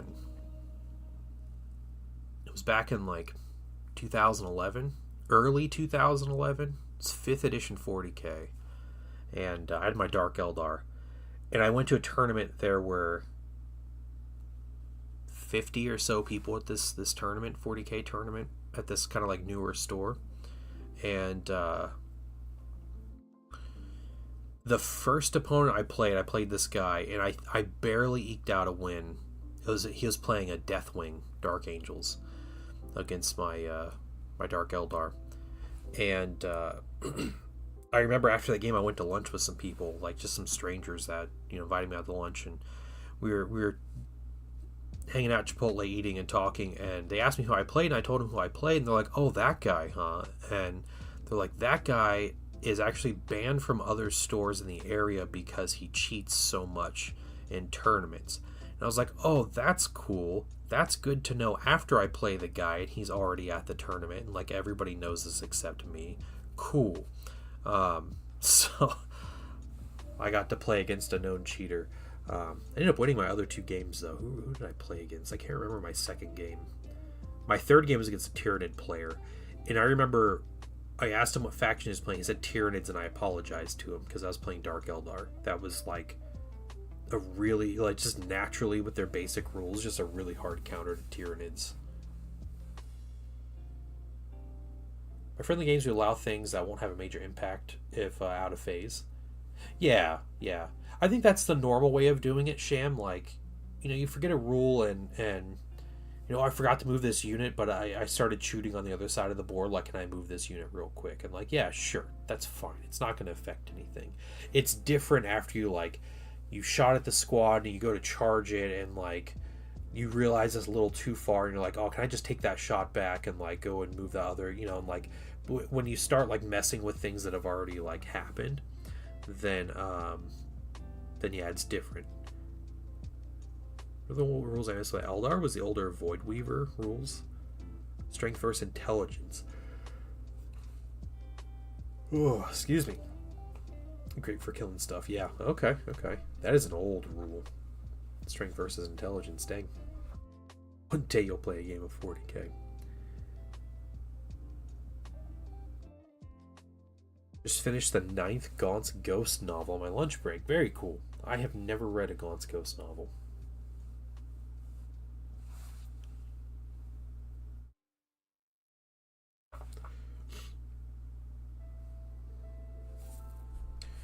Never have.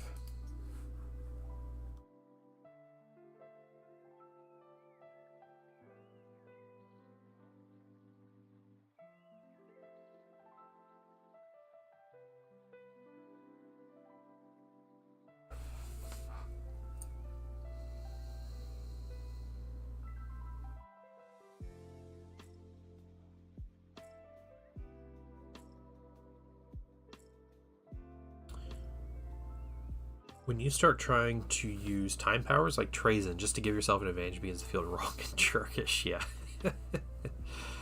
That's fair. Yeah, Hetzer's old. JD Hetzer is very old. Has never played a game. Dang. Definition of a hobbyist there. Oh, initiative. Okay, okay. Initiative. Yeah, okay. Was the Void Weaver is the excuse me, the Harlequin tank, right? The Harlequin speeder vehicle.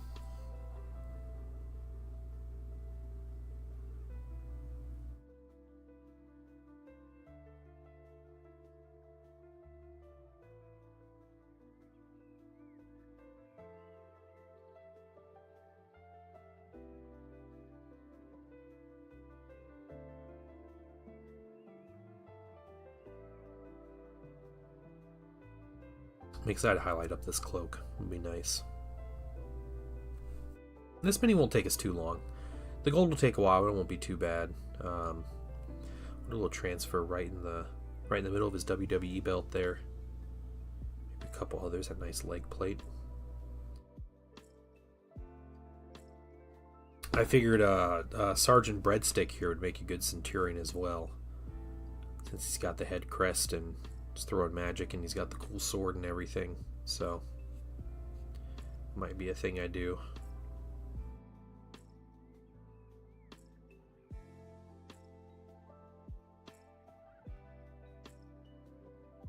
One of my main reasons for batch painting is so I don't have to wait on things to dry. Shadow Weaver. Okay, I don't know. I don't know anymore.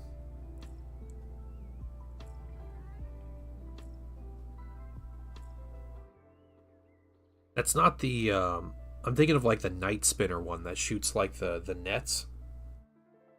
Is that the one? Like the monofilament wire or whatever? Oh, okay. Okay, yeah. Yeah. Nice.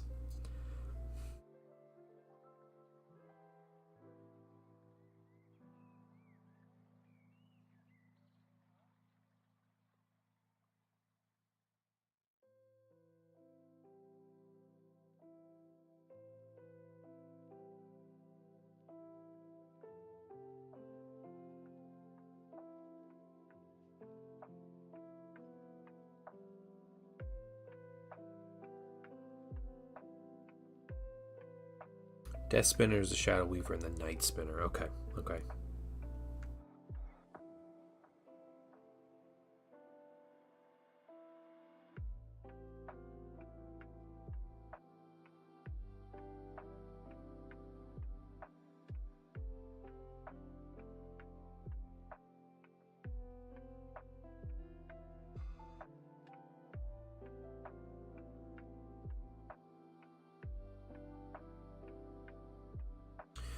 My big challenge with this mini is finding something for like a base where he could stand properly. So we'll check out the bases I have painted, but I might have to find something and add it just so we can stand upright. Does look like he's stomping. He's doing like the hokey pokey or something. Is Orkin the one with the time powers? He's the chronomancer? I don't know, he might be. Yeah, is he? Trazen's the collector guy, right? Unlock Wraith Fire, unlock escort ship. Yeah. I mean, at some point you just run out of names for things, right?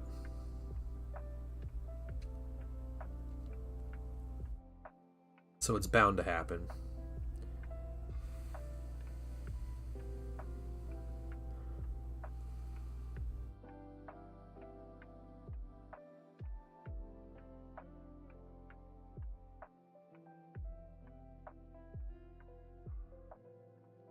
I know this wash isn't dry on some of this, but I think I can keep moving here.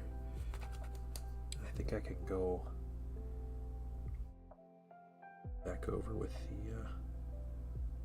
my bright neutral gray.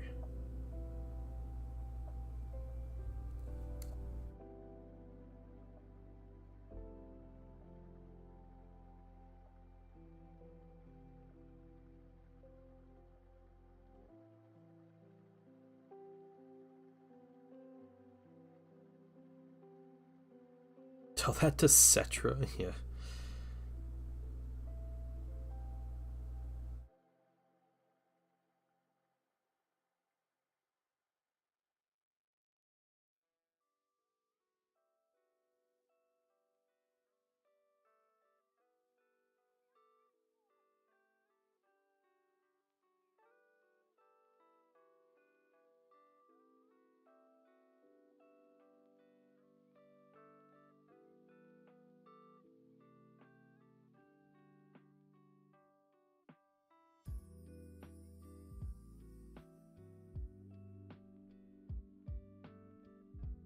We have Hemlock deploying Hemlocks. It's like the US military, where they just name everything M1.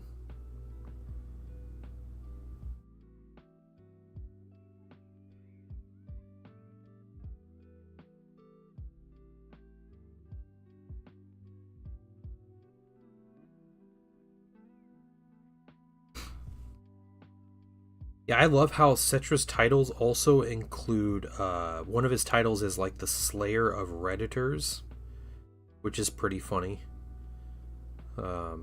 He's got some ridiculous titles. Just the first model of an item. Yeah, but when you call everything M1.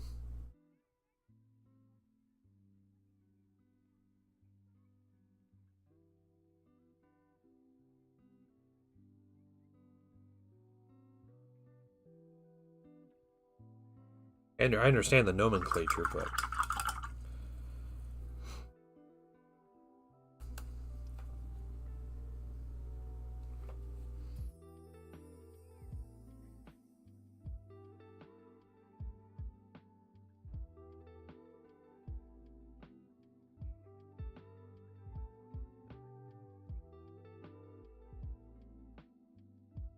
you wouldn't start with 2. Technically, you don't have to start with M1 either.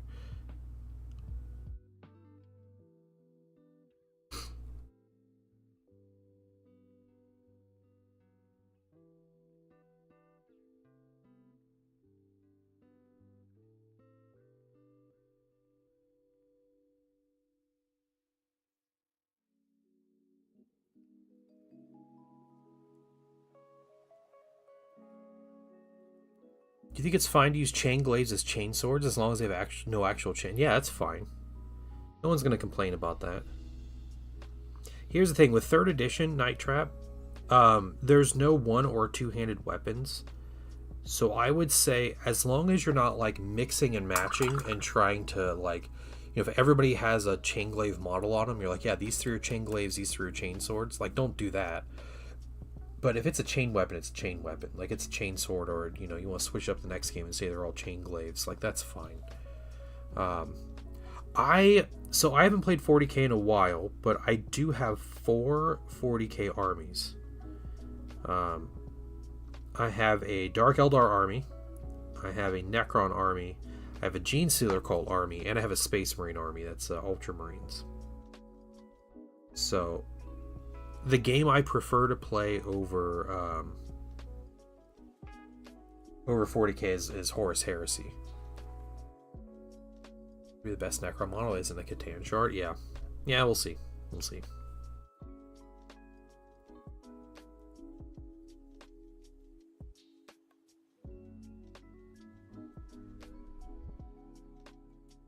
What happened to A through O? Yeah, exactly. Yeah. Why isn't there an A1? Hetzer.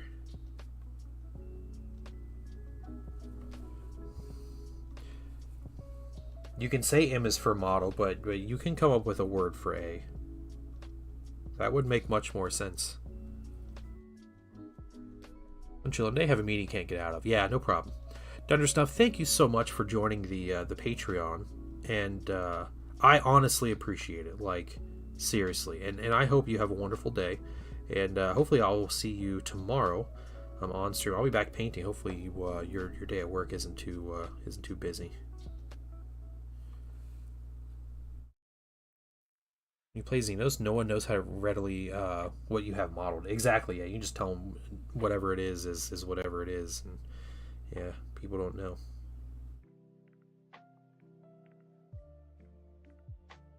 True, that is a big advantage to playing Xenos.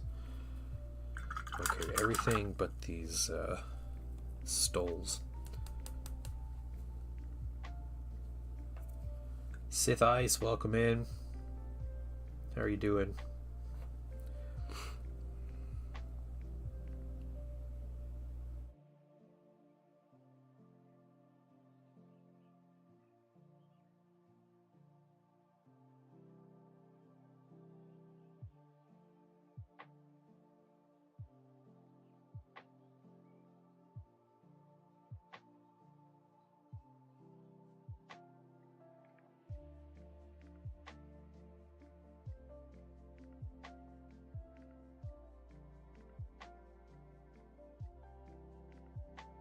Mini adjourn. Model's looking great. Oh, cool. Yeah, it's good. It's a good mini. I have a second one that I started doing conversion work, but I think what I'm gonna do, I'm gonna hold off, and I'm gonna give that mini 2 lightning claws and no cape. So I'll make a dual lightning claw Centurion. I think just sounds like fun. No one expects anyone to know what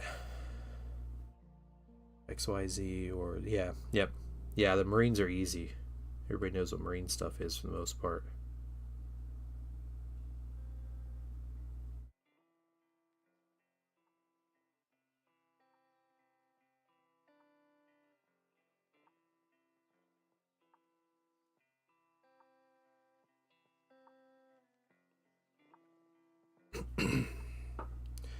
Pre-order the Combat Patrol. Pharaohs and 2 Dreads. Oh, cool. All right. Which Combat Patrol did you pre-order?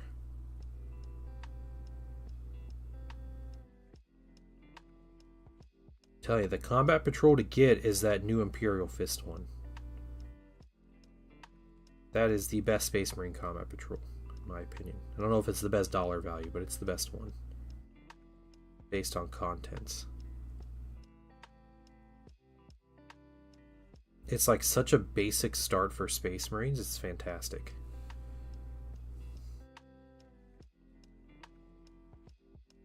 Orcs vs. Tyranids, 1,000 Suns for my set. Yeah, makes sense. Blade Guard Eradicator's Chaplain already built.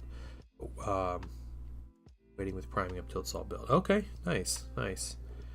Cathay rules are amusing for me. Yeah, all the best stuff from all the armies and balloons. Yeah, Cathay are very strong. Yeah, overly so, I think, was the idea. They're just like better than everybody at everything. Which is pretty wild considering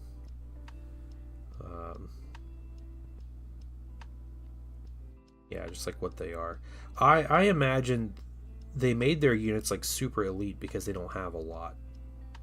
And so you have to give them like all a good roll. Now they I think they definitely overdid it, but once they get more of their units out for like their actual army, I think it'll be toned down a lot. Like once they get their peasants and their their gunner units and their infantry ranged units, they have lots of different cavalry to get. They have flying cavalry that they could use. They'll have to be toned down quite a bit. So you're actually having 1,000 sons, pretty far away. I have between, I don't know, 150 to 200,000 sons, so not quite at the 1,000 mark.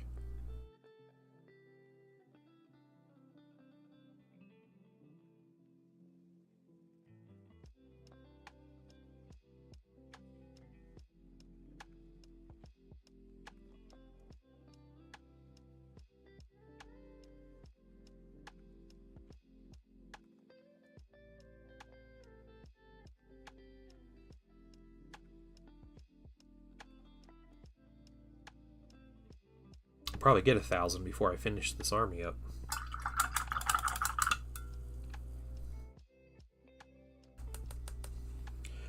$1,000 list to get into small games, or there's two. Yeah, that's solid. Yeah. Redemptor, Blitzes, or Gladiator. Yeah, that's solid. Sith Ice, that's good. 1,000 Suns? Wouldn't you have more than. Maybe? I don't know. I don't know what Magnus has in 40k. If you're talking about 30k, there were like 80,000 Suns. So. Yeah, in their lore, they're called the 1,000 Suns, like when they were like first made and first created as a legion. And what happened was when their flaw started showing, where they turn into chaos spawn, when they use their psychic powers and stuff, their numbers started dwindling. And by the time they found Magnus, they made it to Magnus, there were 1,000 of them left. It was like a bit of irony that there were 1,000 sons when Magnus met them. He's just like, oh yeah, that's appropriately named, you know.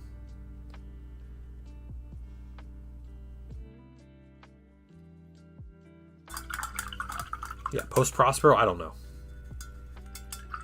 I don't know how many there were.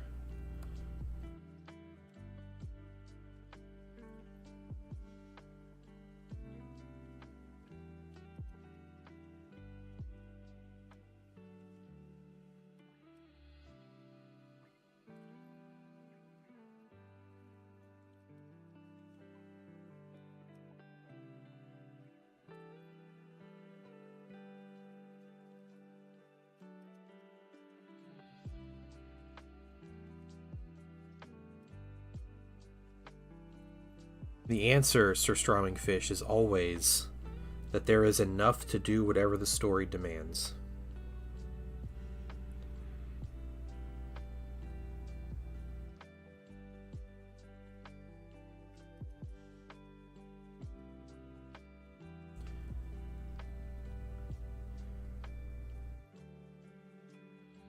Did that happen more than once, them being reduced?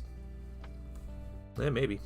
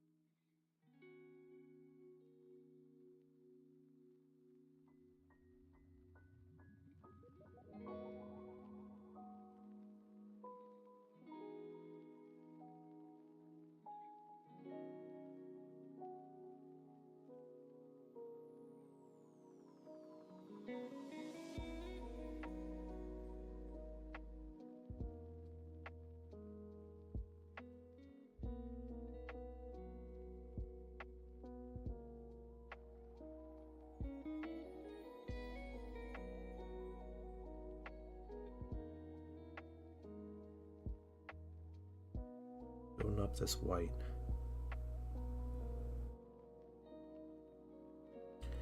Do some pure white. We'll see how much the black has dried, so we can see if we can finish up that flesh wash and then check our time.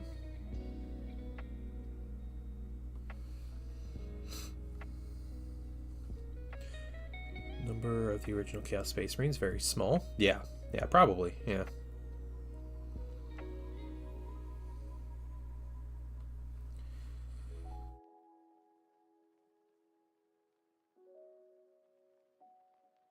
Yeah, the numbers always just end up being, you know, whatever the plot demands.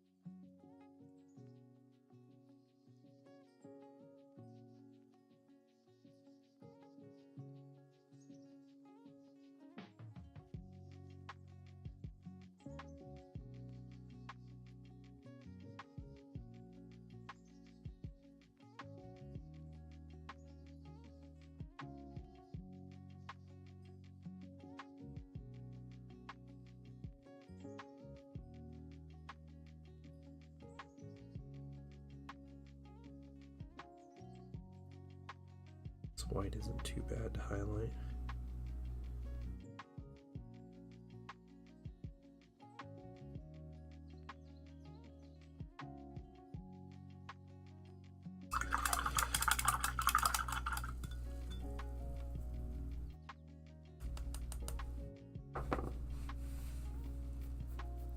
The rest of you read Pandarax? No, I've never read Pandarax.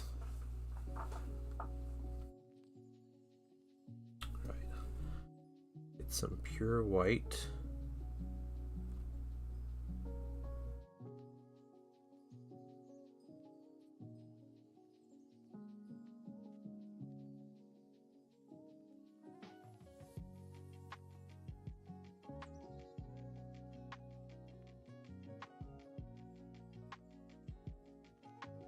Chaos soup sipping, being the Primarch level. I mean, he kind of is, right, with his rules.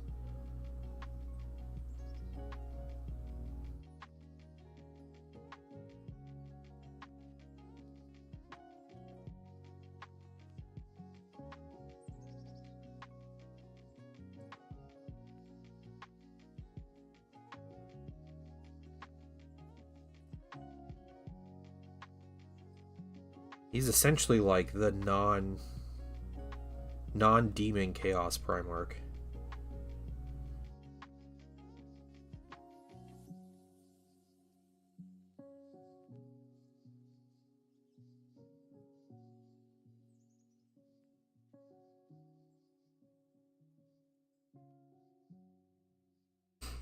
I'm sorry about work.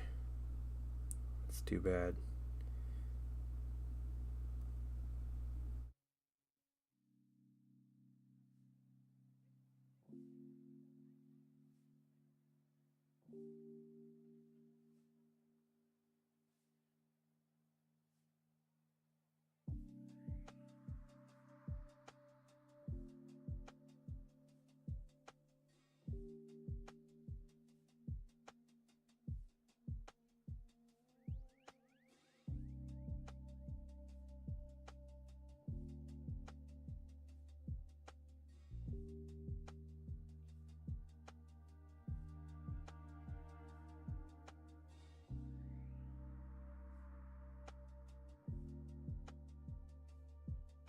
Yeah, I thought he was pretty comparable to like Gilliman or maybe not the lion. The lion's kind of a beast in combat, right? But I thought that was kind of his thing. Was he was basically a Primarch. I'm not as familiar with like his 40k rules though, so I could be off. I know he's like the size of Gilliman.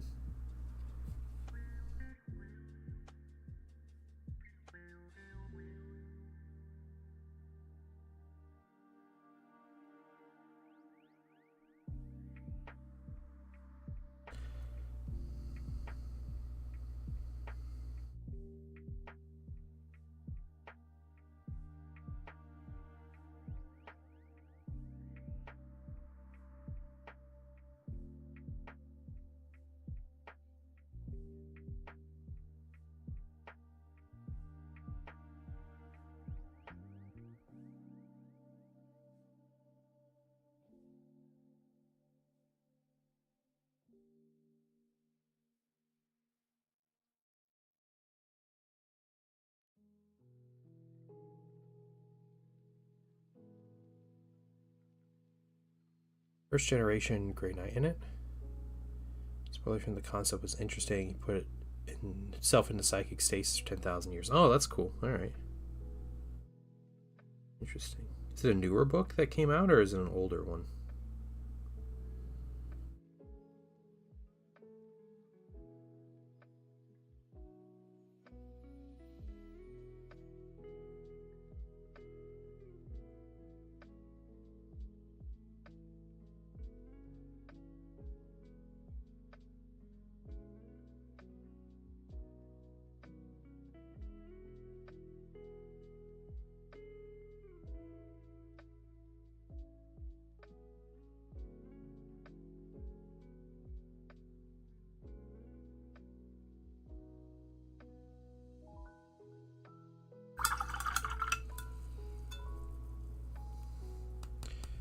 Seventh or older. Okay, okay, so it's a little older then.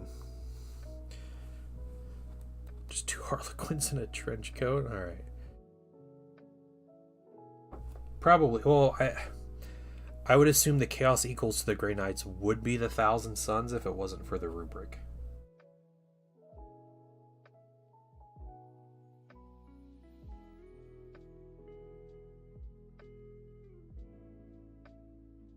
It's like the Grey Knights are what the Thousand Suns are supposed to be.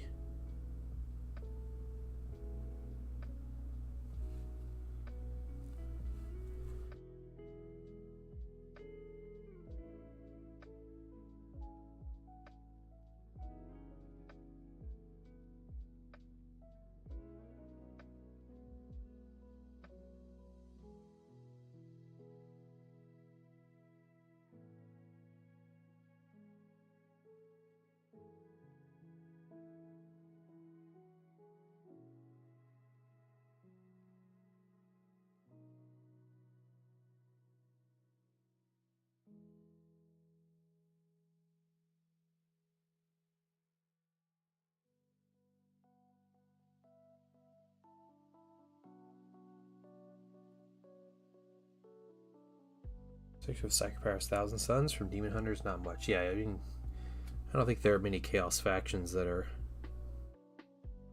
actively trying to hunt demons.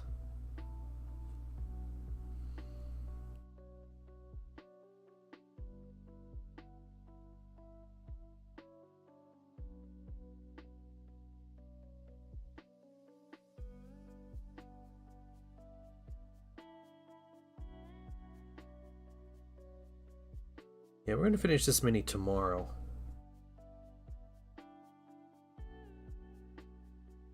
We'll highlight that cape.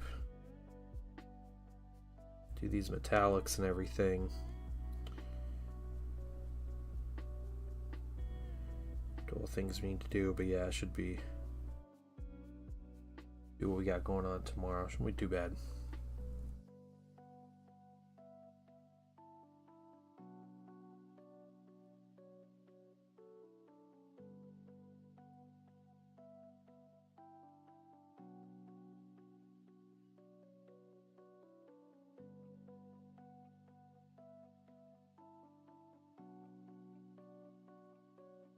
Got the Chaos Dragon Galroch. Oh, cool. What a cool dragon.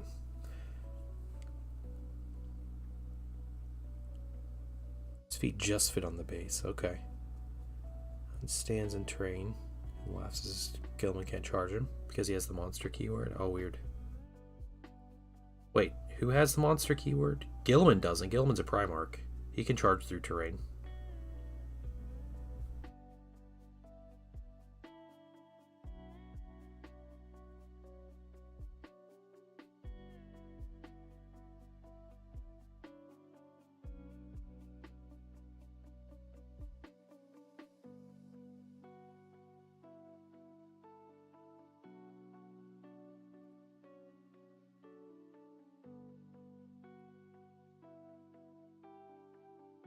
Yeah, Primarch keyword can charge through terrain now. It's not like a... You don't treat them like monsters. Alright, cool. We got that wash on there. We finished the white highlights. So gold, red, gray, bronze, silver, and then we have our black, blue. We're going to do a bit of like a blue cloak. That should be khaki underneath. So, good stuff. Good stuff. Does Leman have a rule replace fetch with a demon? Unfortunately not.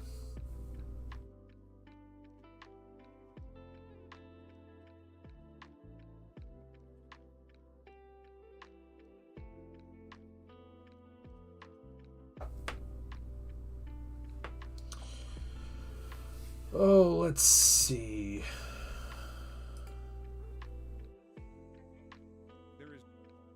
Let's raid Matt Yee. It has been quite some time since we raided Matt Yee, so let's go say hi, okay, everybody?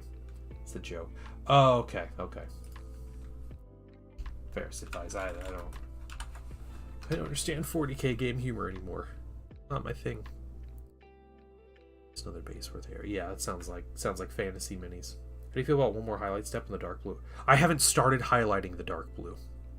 No, it hasn't even been started. So there's going to be many more highlight steps on this blue. The only thing I've highlighted so far is the white. So we'll get there. We'll get there tomorrow. So come hang out tomorrow. We'll finish the highlights. You let me know if you think it's if it needs more or not. Guys, you have a wonderful day, wonderful afternoon.